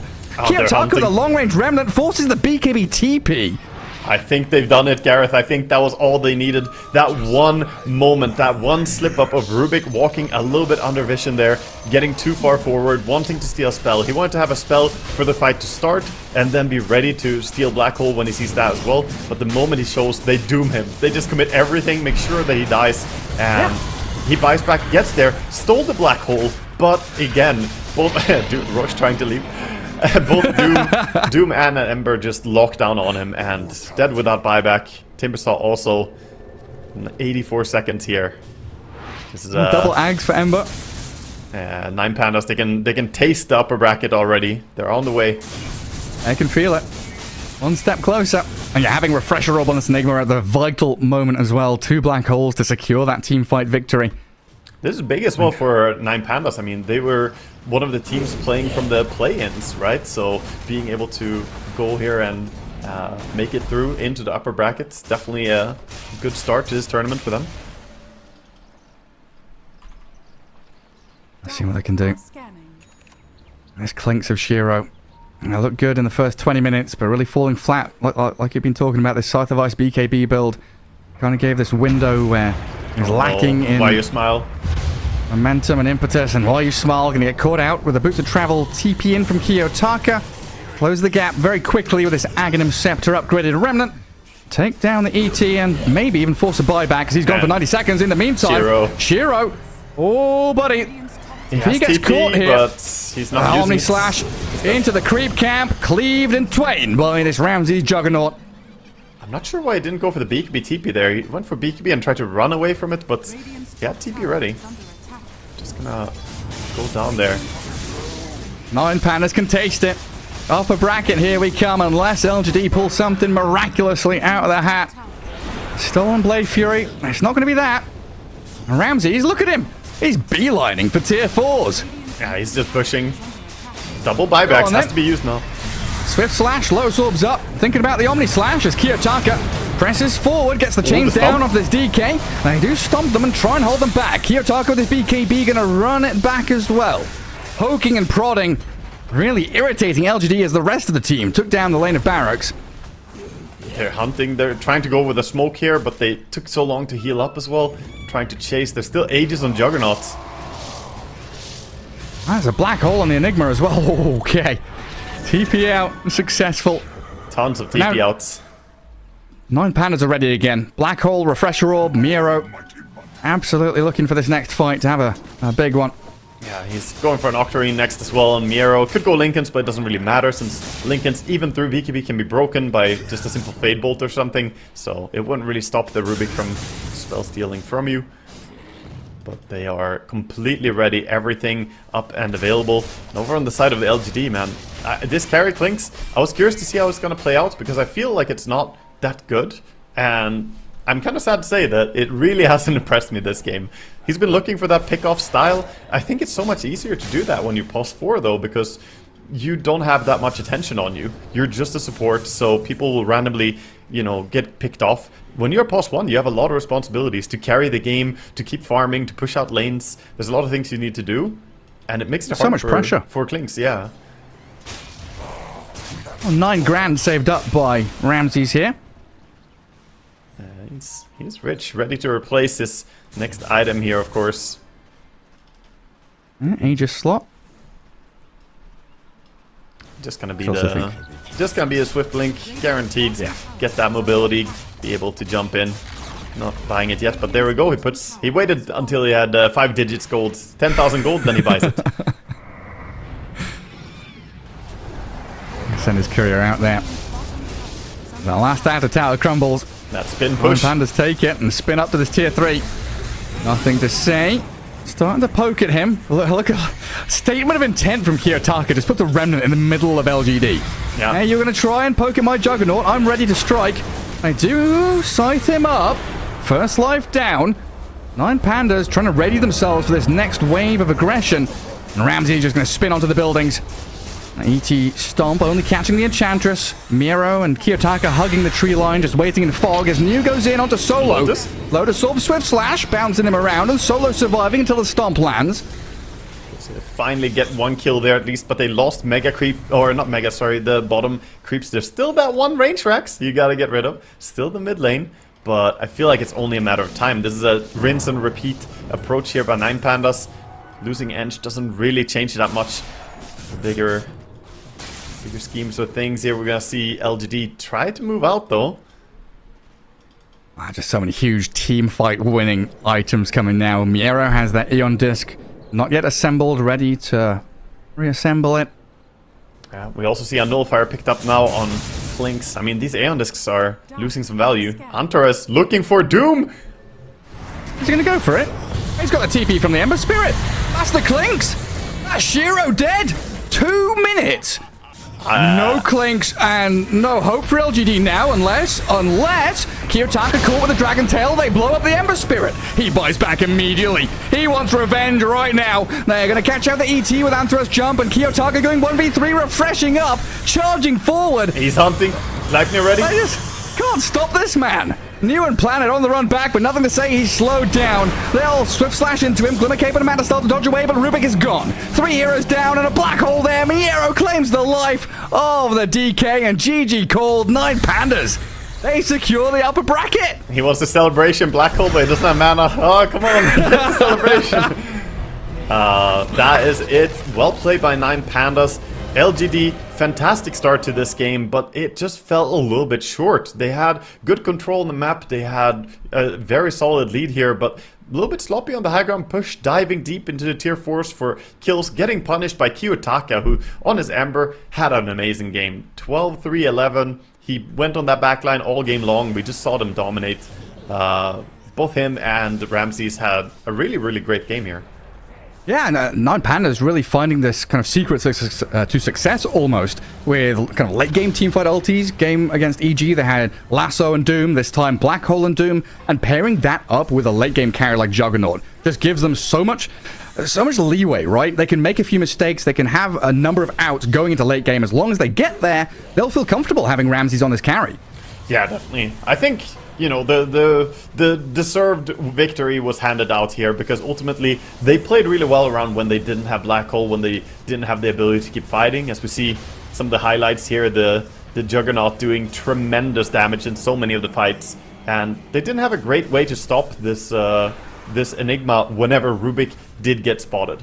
Rubik as an Enigma counter, it works, but it's so dependent on your positioning. If you are out of position once on Rubik, your team is just gonna crumble. And we saw that happen a few times. So I'm going to tab out of the game. In the back, in my headphones, I'm Juggernaut! just going, Juggernaut! Juggernaut! Yeah. Over and over again. Very happy about his victory here. As, yeah, 9Pandas, 2 best-of-1 wins in a row. And yeah, watching some of these highlights back, seeing Antares really chasing that Rubik and Timbersaw, making sure that Dragonite is being tailed, giving Miero such freedom. Now, Kiyotaka and Antares did so much chaotic work, but like controlled chaos, where they knew they could go into the back lines.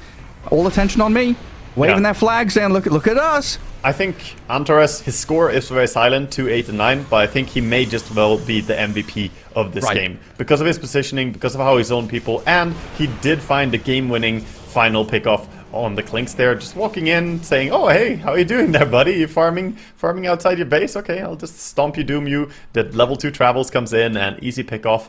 Ultimately, 9Panda just a little bit more structured team here in how they played, and LGD, I just don't think they respected timing, so they're going to drop down to a lower bracket, and 9Pandas advance to the upper brackets as we head on into the playoffs. Yeah, absolutely. Rounds out our group stage, and we do have some plays of the day, of course, to close out day 6 here, as Asta took on Shopify earlier on. And here we have the Faceless Void being drifted around, scythed up, trying to save him, and they turn onto Monet. But look at this, Monet. I think this is Trent was saying, what you can do, I can do better. Yeah, Morphling with Time Walk, being able to heal in multiple different ways, just absolutely unkillable. This game was pretty ridiculous to watch. There was a lot of crazy stuff going on in this game, but ultimately this Faceless Void, struggling there. And the Colonel's Choice, presented by KFC. Whisper, The tower. Enigma. The throne being focused. Double Black Hole. And catch out the Meepo. Pesky little fella caught out. What a chaotic fight, oh my god. And Seasmile just in the middle there, just hitting people. Out of mana. As the Storm. Picasso's just left his keyboard, I think. He's just right-clicked the throne and walked away, I think. He's already done there. And then our favourite, Save of the Day, presented by Dr. Suleiman Al-Habib. Let's see, what happens here? Extreme against EG? Let's see if we can spot it. It's like one of those little mini-games. Oh, the Ravage and Sonic Wave. This arena was meant to kill off Picasso, and he just stands there, survives. Wow. Yeah, this turnaround, and they're trying to chase down on Rubik as well. Not going to be able to get away here. Saving a private Packard. Well done by EG. But yeah, that closes out our group stage. And that's it for Waga and me for the Riyadh Masters. So yeah, thanks everyone for watching. Thanks for all for tuning in. And make sure you keep tabs on everything going on as the playoffs are coming up shortly. And I'm not sure what's happening on the other stream, but there were another set of tiebreakers going on there. So you can probably pop over and see how that closes out. But from us, it is goodbye and see you next time. Thank you for the cast, Gareth. Bye-bye. Thank you.